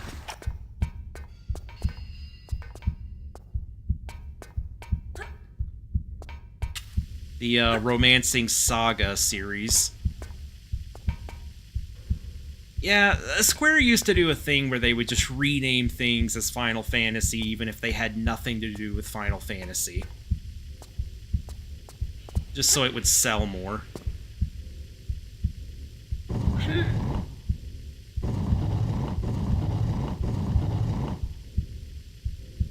Now, there actually is a remake of that game on the Game Boy Advance, called Sword of Mana, so if you really wanted them to bring something over, they ought to bring Sword of Mana to NSO, since they have Game Boy Advance games now.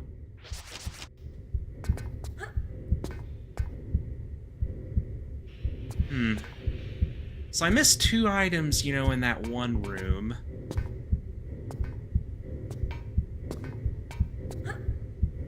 That I, didn't actually open this time.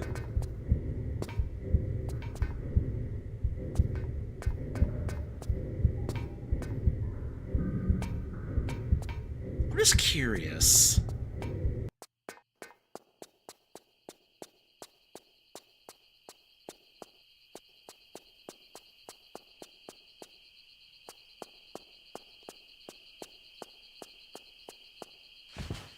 Whatever. I'm actually not sure if there even is an achievement for getting all items in Tomb Raider 3, because due to how the split paths work in the levels, I don't know if it's even possible to get every item in a single run. Anyway, that's the end of this level.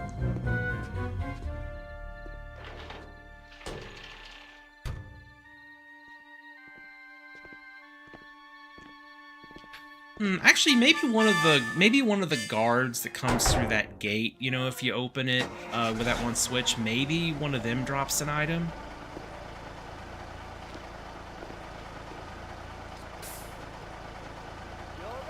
Okay, see ya.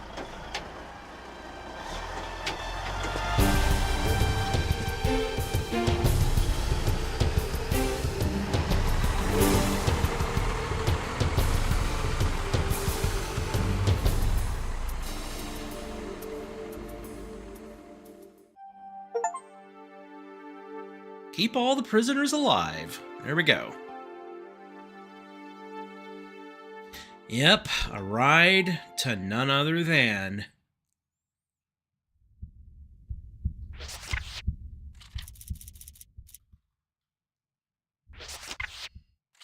The infamous Area 51.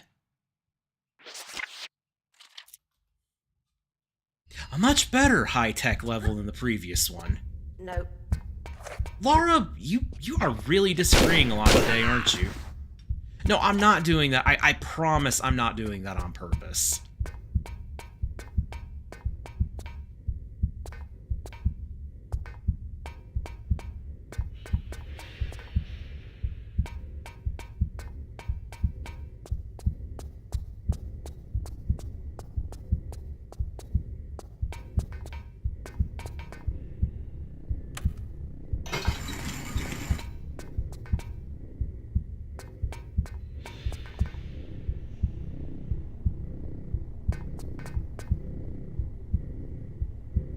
Here we got the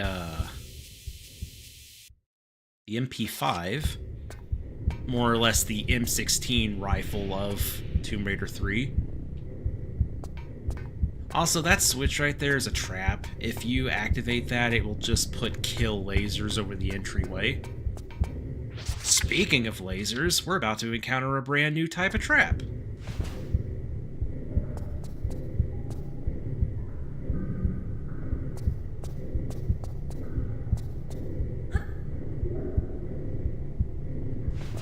You've seen them in plenty of TRLEs, no doubt, but yes, it's those.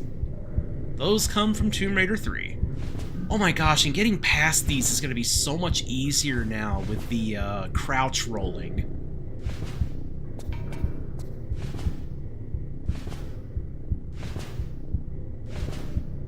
Oh my gosh, that makes the gameplay here so much smoother. I love it.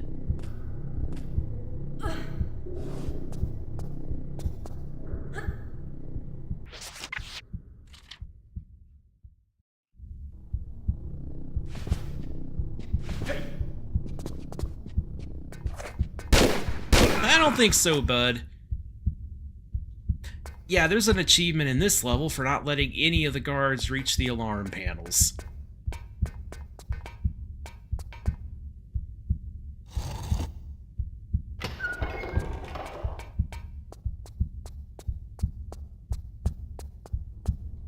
And there's another prisoner in here for some reason. Why they didn't put him in the high security compound is beyond me.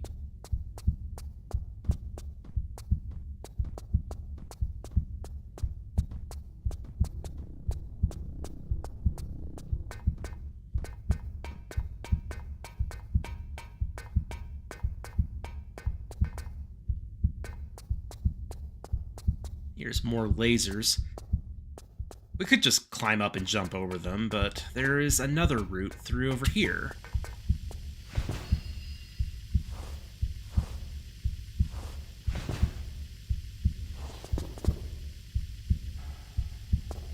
This level also has my favorite use of no waiting around, and we're actually going to hear it very soon.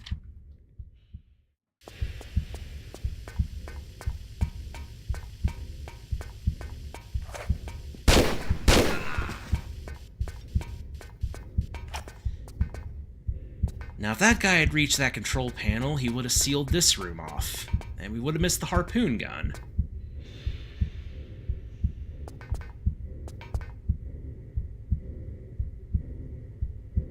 Though, I think you can get another one of those in the South Pacific Island levels.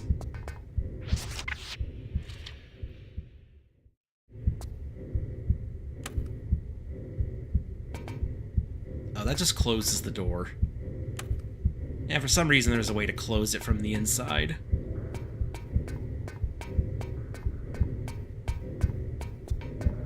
You know, actually, hold on.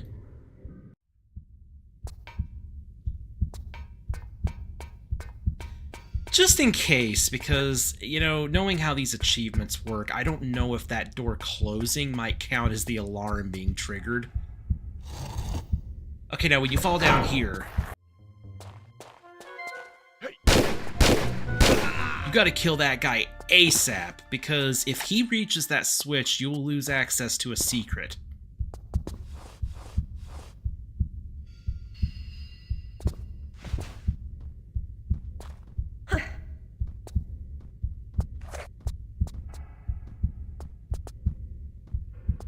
should probably start using something else so I don't use up all my Desert Eagle ammo. Might as well use the MP5.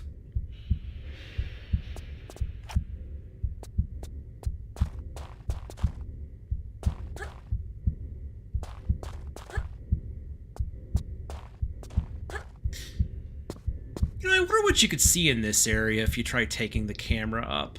Probably not much. Oh, there's a puzzle for later.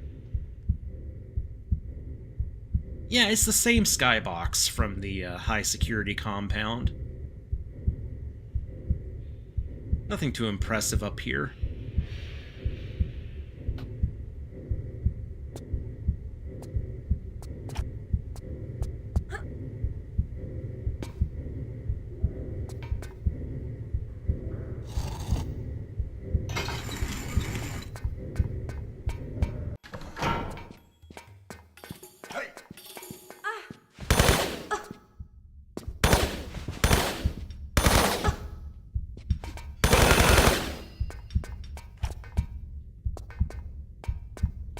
There's the secret.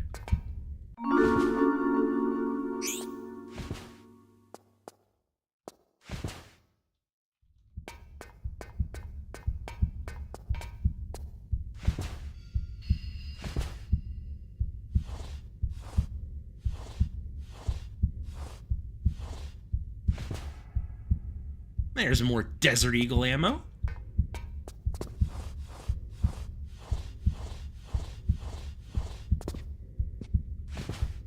Oh, it's time.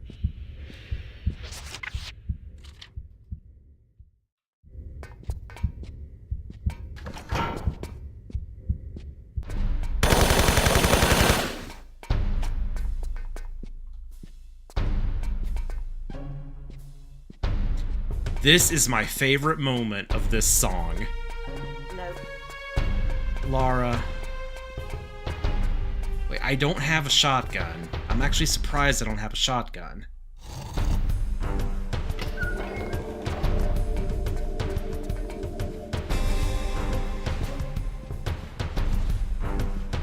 You know, it took me a very, very long time to realize that, this weird tunnel here was that prisoner literally trying to dig his way out.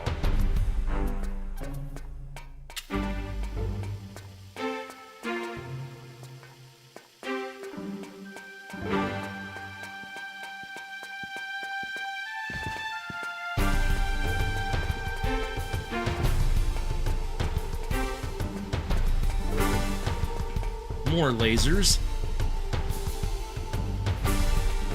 These will probably be the slightly more tricky ones to avoid.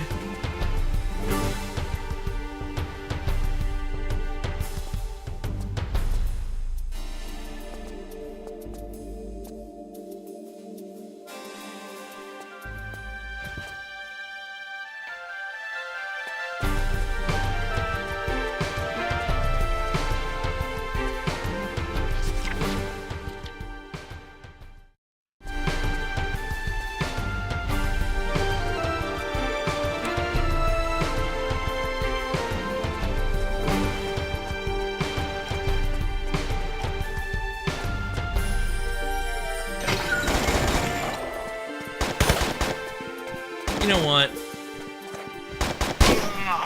Oops, I killed the prisoner. Oh well.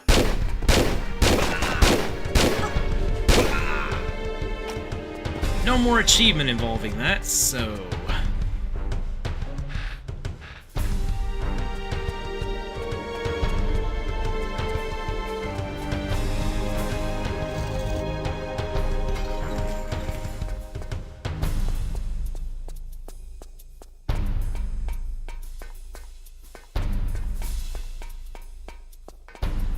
So yeah, I think these two switches, all they do is show camera shots.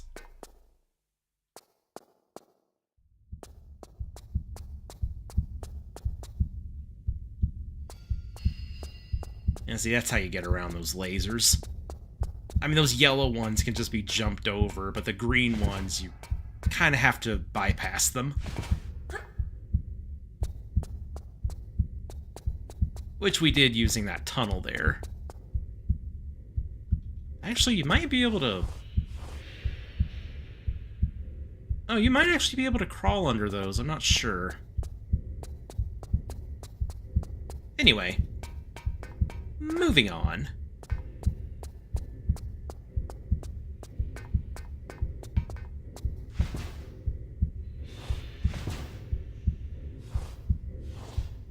No, you.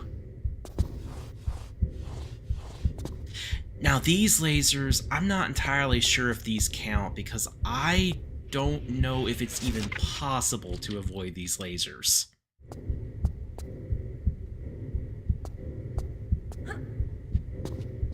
Oh. And I do it first try. Okay, then.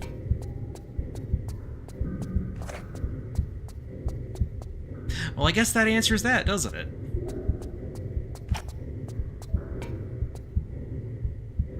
More lasers.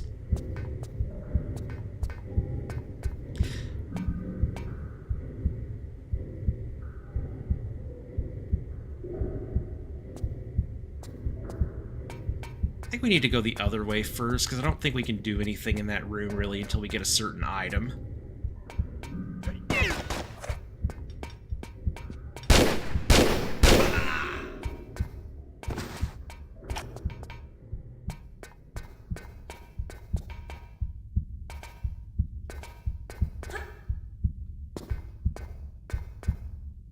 Iido, no you.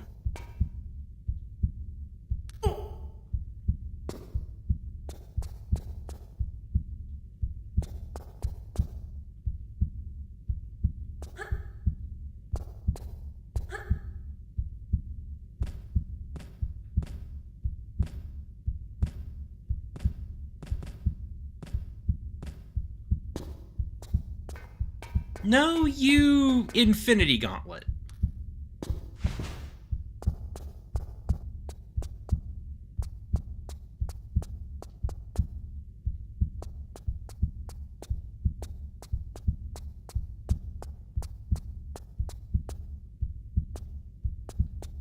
Okay, I think we need to head back to the laser room now.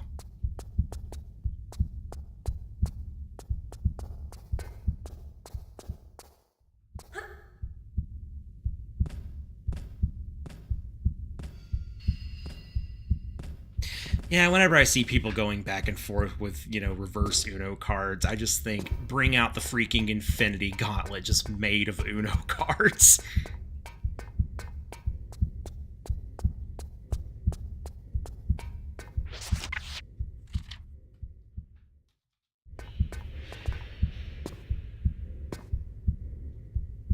That almost ended up bad.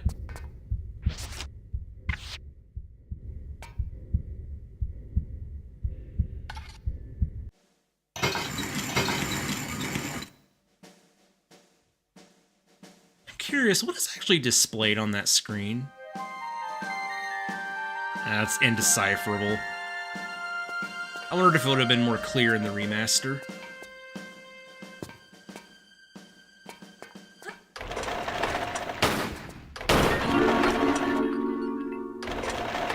Yep, another secrety secret.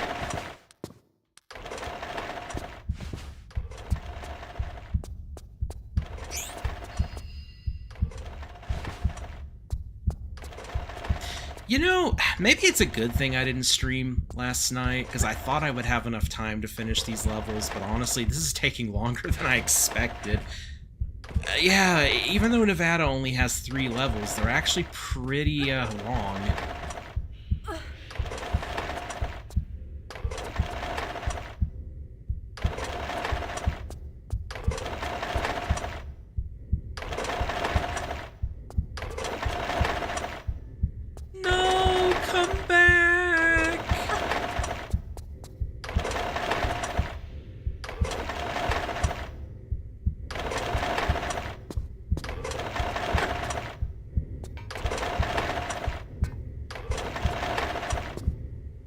Oh, well, I'm glad, Felis.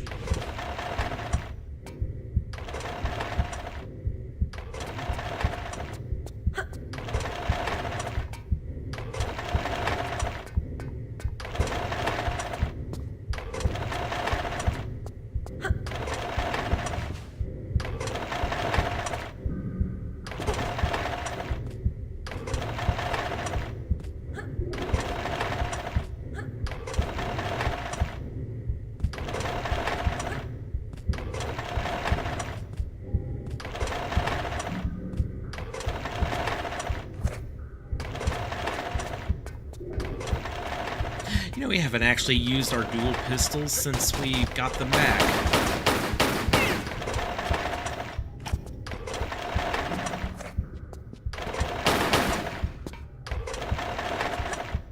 That was almost a big whoops.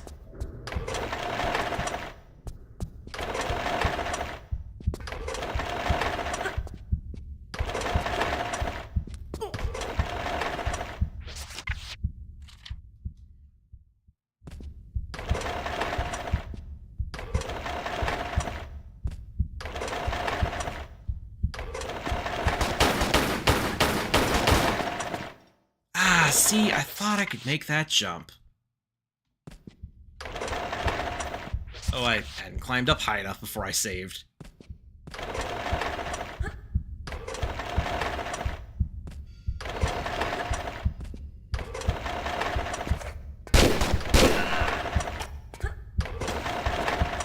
Oh yeah, watch out for those guys, by the way, when they're dying, because sometimes if you're standing like in front of them, they will actually get off like a last couple of desperate shots on you as they die.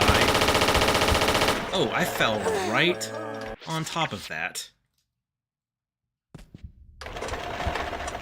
Yeah, that's what happens if you touch the lasers. The green ones, anyway.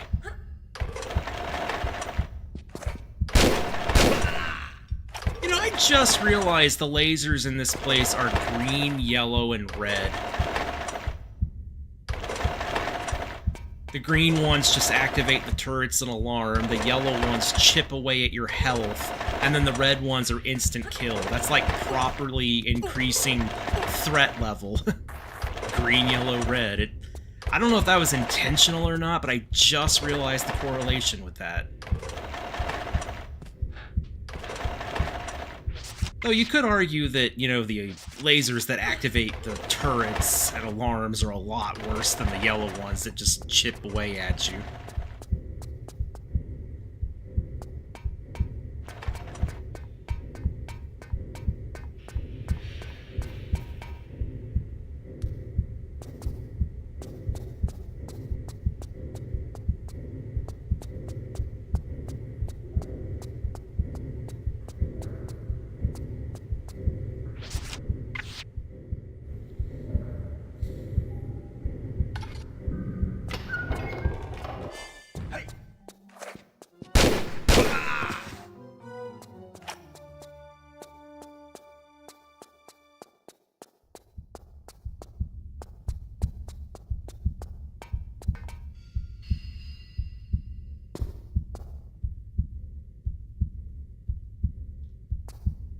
It took me a very long time to actually understand what the heck this thing was supposed to be. I think it's supposed to be like an electrified, like, transport rail or something.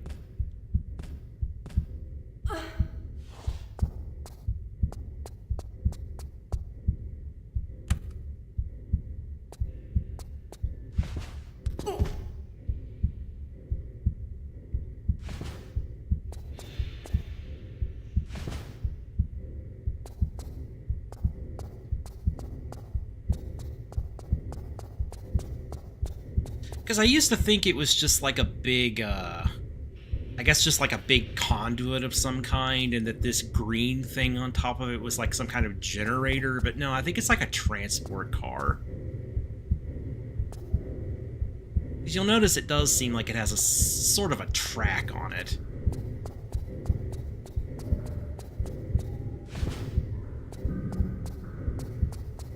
Wait.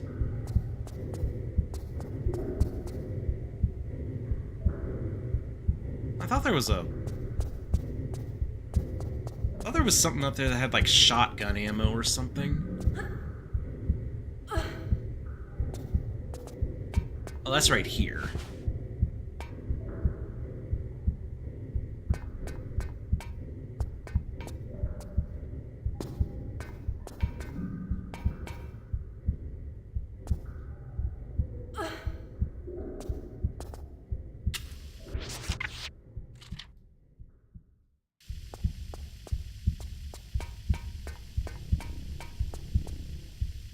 And watch out here.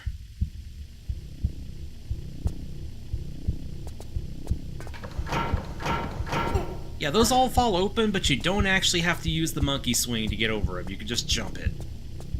Oh, this is cool. I like the lighting here. See, in the original version, these lights didn't even exist at all. It's pretty bland, but... oh my gosh. That's nice.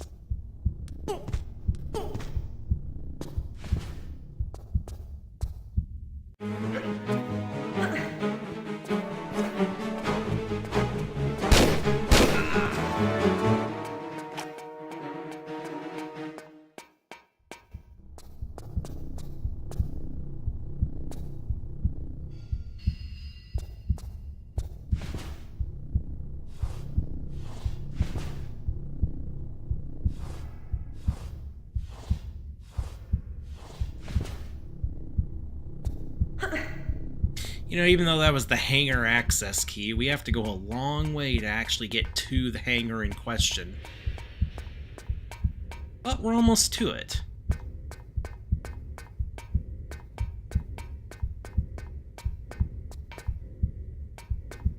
And of course, what trip to Area 51 would be complete without aliens?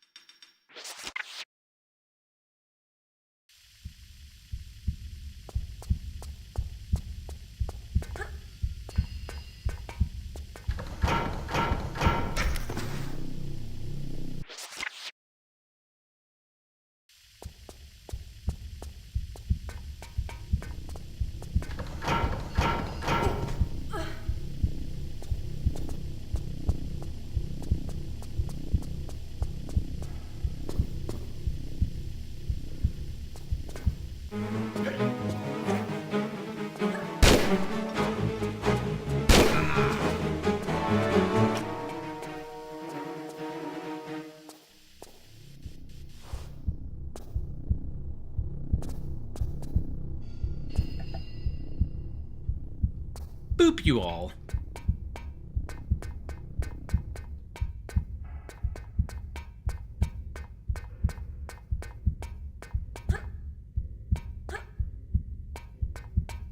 No, you.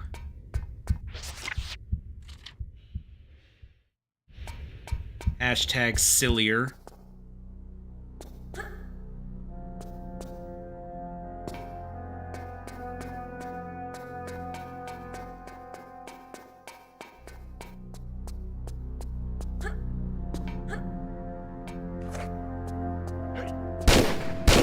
By the way, that achievement that popped a little bit ago, that was actually for killing all the guards without them getting to handprint scanners.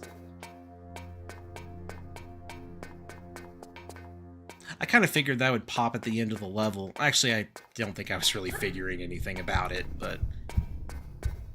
it would have made sense.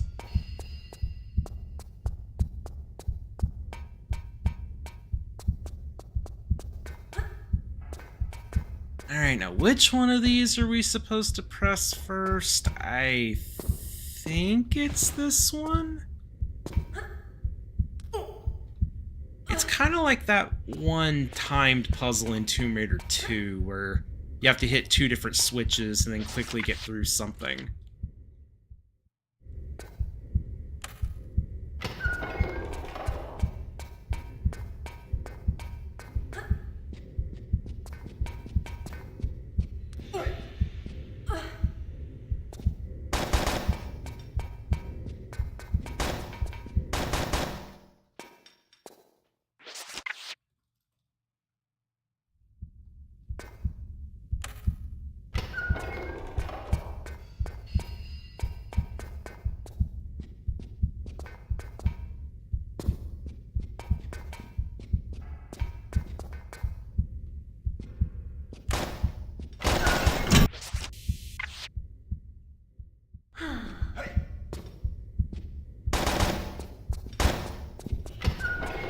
Nope, that was the wrong choice.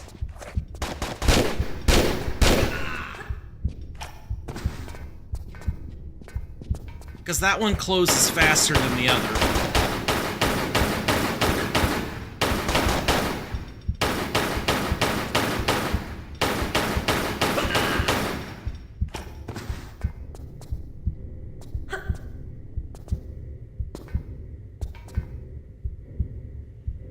Wait, does that ever deactivate?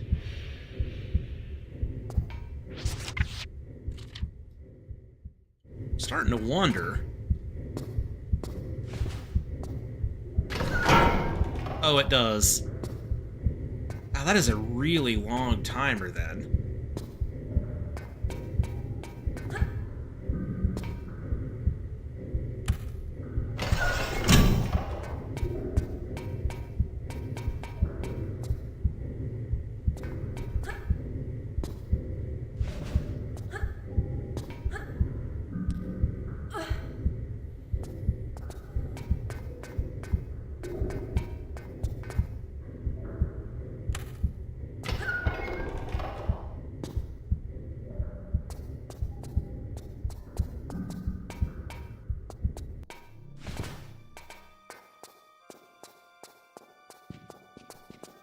Now, if you recognize this area, this was very close to the beginning of the level.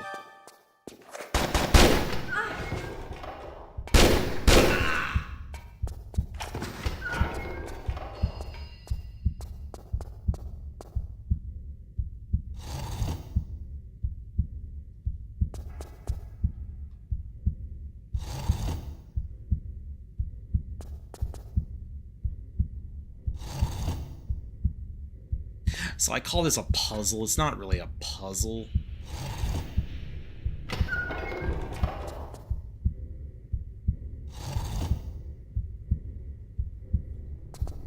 It's really just a matter of you just pull the right switches, 2, 4, and 5. Pulling the first two doesn't seem to have any kind of an effect on anything, really. Or not the first two. I mean, pulling the other two doesn't seem to affect anything. Unless it lets more enemies in somewhere. Not really sure. Actually, it might activate more lasers out here in this hall. Because I thought I usually saw more of them out here.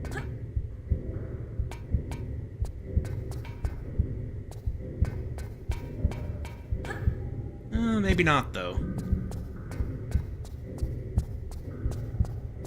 So yes, welcome to the alien spacecraft. The artifact that we're looking for is actually up in there, but we have to get the thing open first.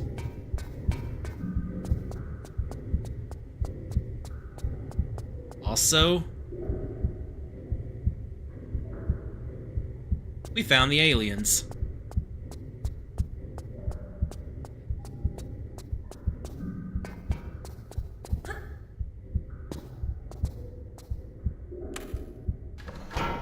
Area 51 raid successful, boys. We did it.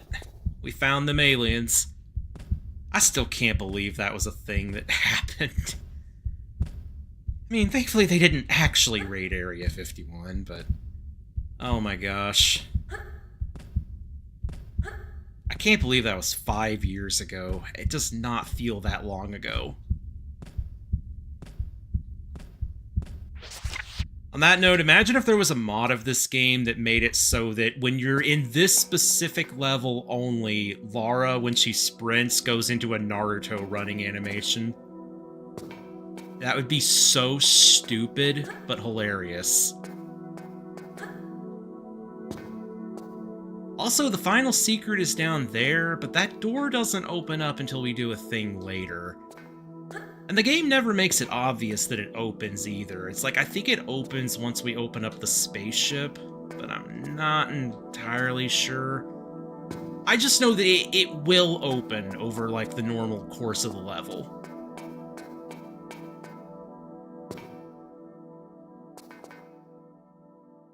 And there's another pass card.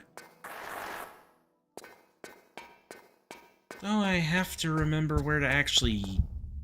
oh, right, I know where to use that. We gotta go all the way back to that missile silo. Wait. Oh, frick.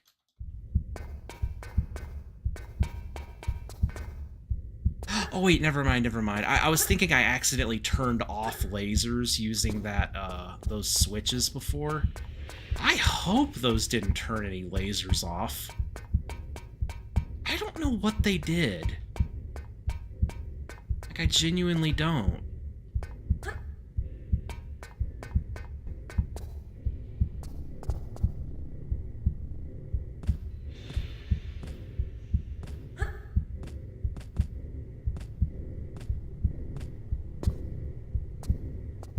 Also, can I just say that this is probably the most criminal thing Lara has ever done? I mean,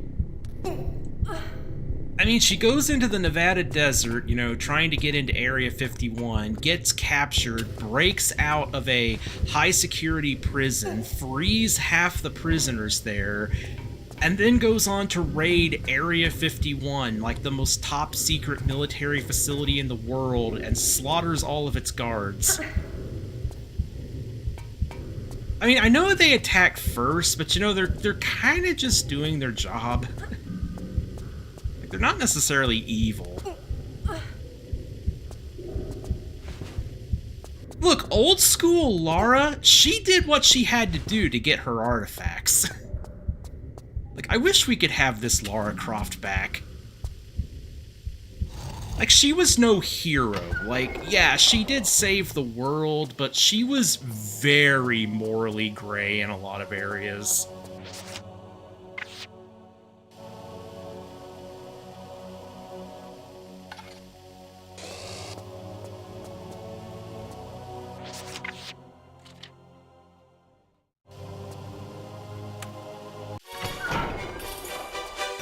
Yep, that just launched the rocket, so we gotta run in here before the explosion engulfs us.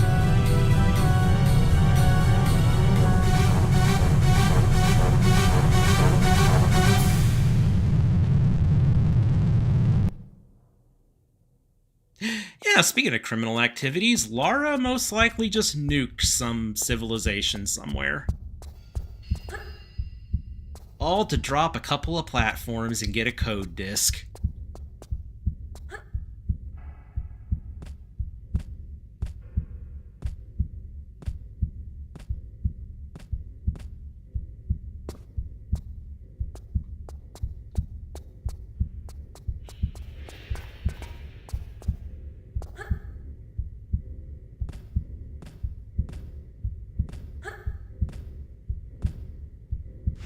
Wait, not that way. This way.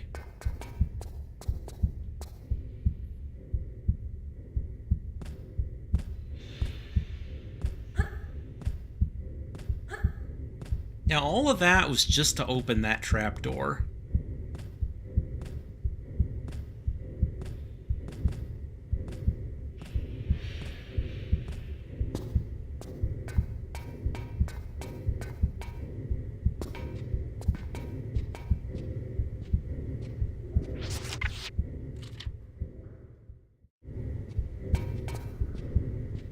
By the way, the amount of times I've saved so far, I'm pretty sure just past the maximum number of saves you have on New Game Plus. Yeah, New Game Plus is not going to be nice to me. It's going to do that to me. It's going to be brutal. I better really get good if I'm going to do New Game Plus. Gonna have to get used to going very long segments without saving, which, you know, I tend to do unintentionally, and then usually pay for it. You know what, I'll use my pistols on you.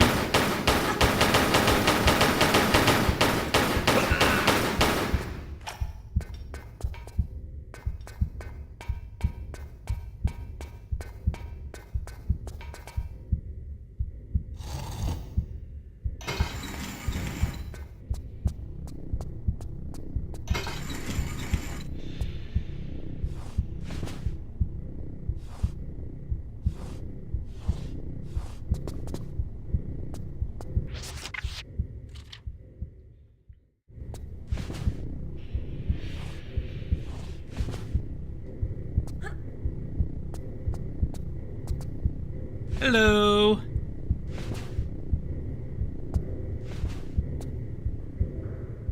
How be you, bro?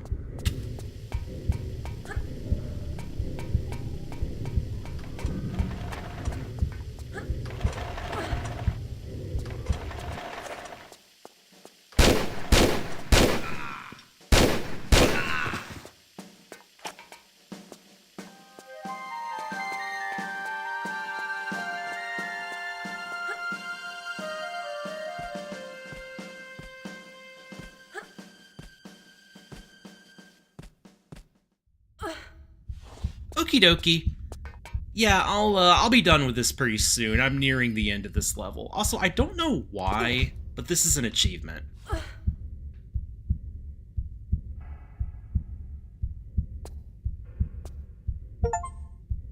It's called I Want to Believe. Do a handstand on a watchtower. It's gotta be a reference to something.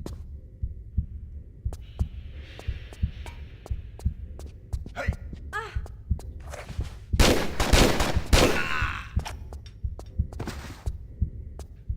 I really need to cool it with the Desert Eagle after this level.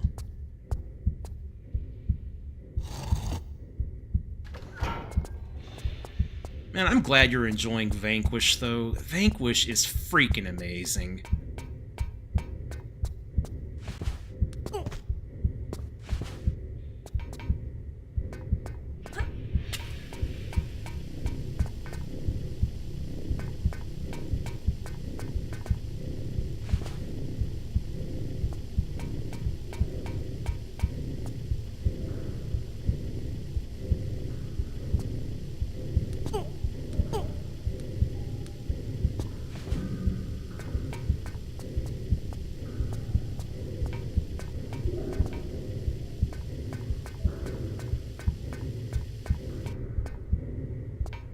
Alright, see you, man.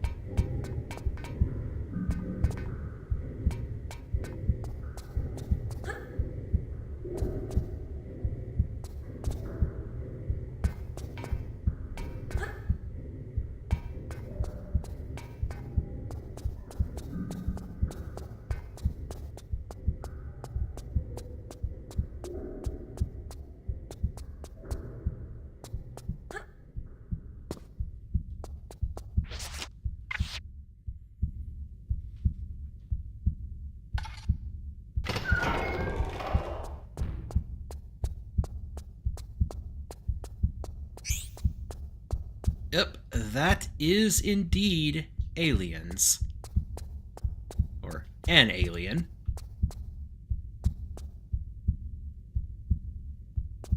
Okay, so now that we've entered that code clearance disk, that is what opened up the final secret.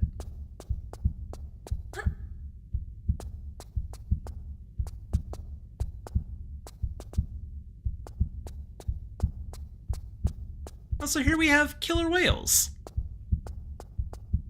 And more aliens. That one's not dissected.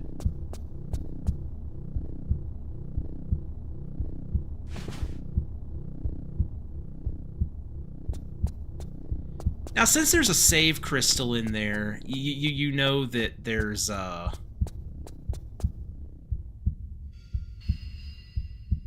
Wait, did it disappear? There is a save crystal. But yeah, you know that there's a way to get in there. See, that dropped open the trapdoor of the spaceship, so we can get up in there now, and let's go through a couple of rooms, and we will, reach the artifact. But first, secret time. And yes, I did say go through a couple of rooms. I know... Judging by what you're looking at, that seems utterly ridiculous, but you'll see.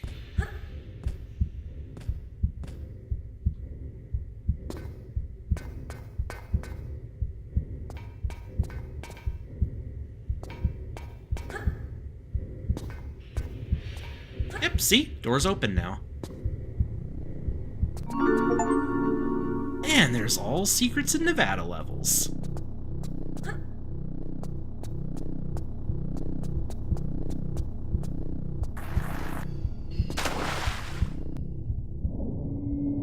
there it is.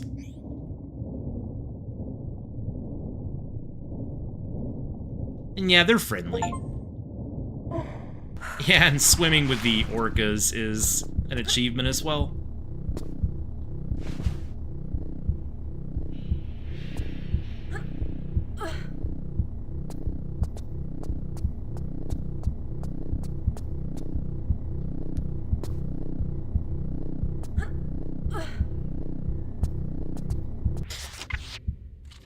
Alright.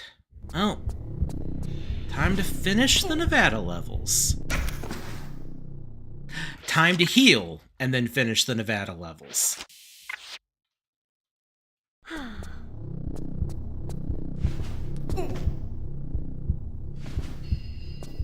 Oh, that takes off almost exactly half your health. Okay, now, Felis, I said that there weren't going to be any more, like, fleshy levels. I don't know about this. I mean, this looks pretty fleshy. The original, kind of fleshy. But, I mean, it's an alien spaceship, so what do you expect? It's not all, like, pulsating, though. And yes, it is much bigger on the inside than it is on the outside.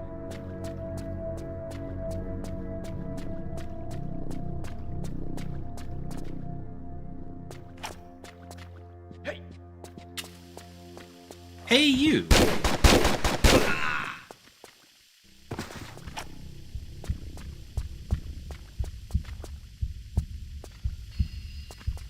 It's just some kind of alien material. Might be similar to, like, the fleshy stuff that, you know, the xenomorphs, like, build their nest with and stuff.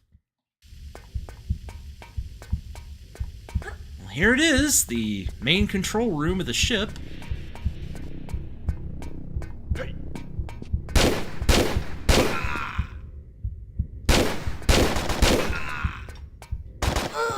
Oh, he got me with a desperate kill.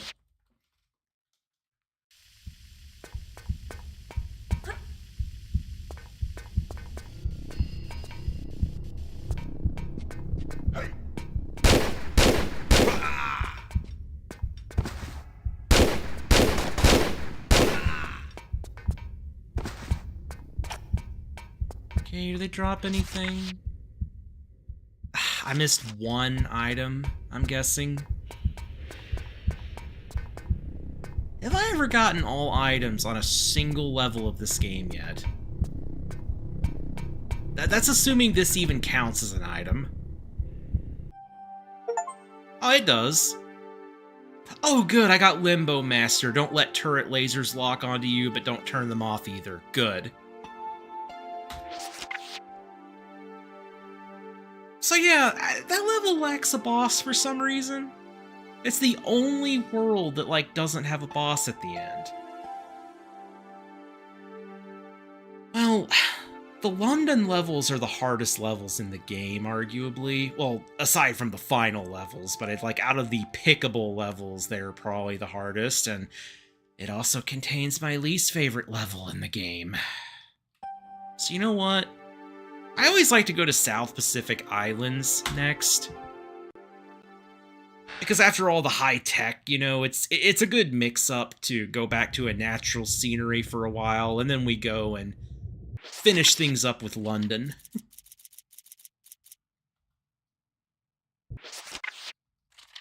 And I feel like India, Nevada, South Pacific Islands, London is a pretty good way to do it. But anyway,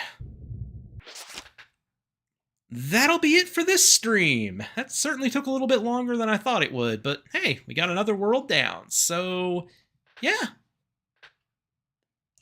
Thank you all for watching. Hope y'all enjoyed. See you next time. God bless. Take care, everyone.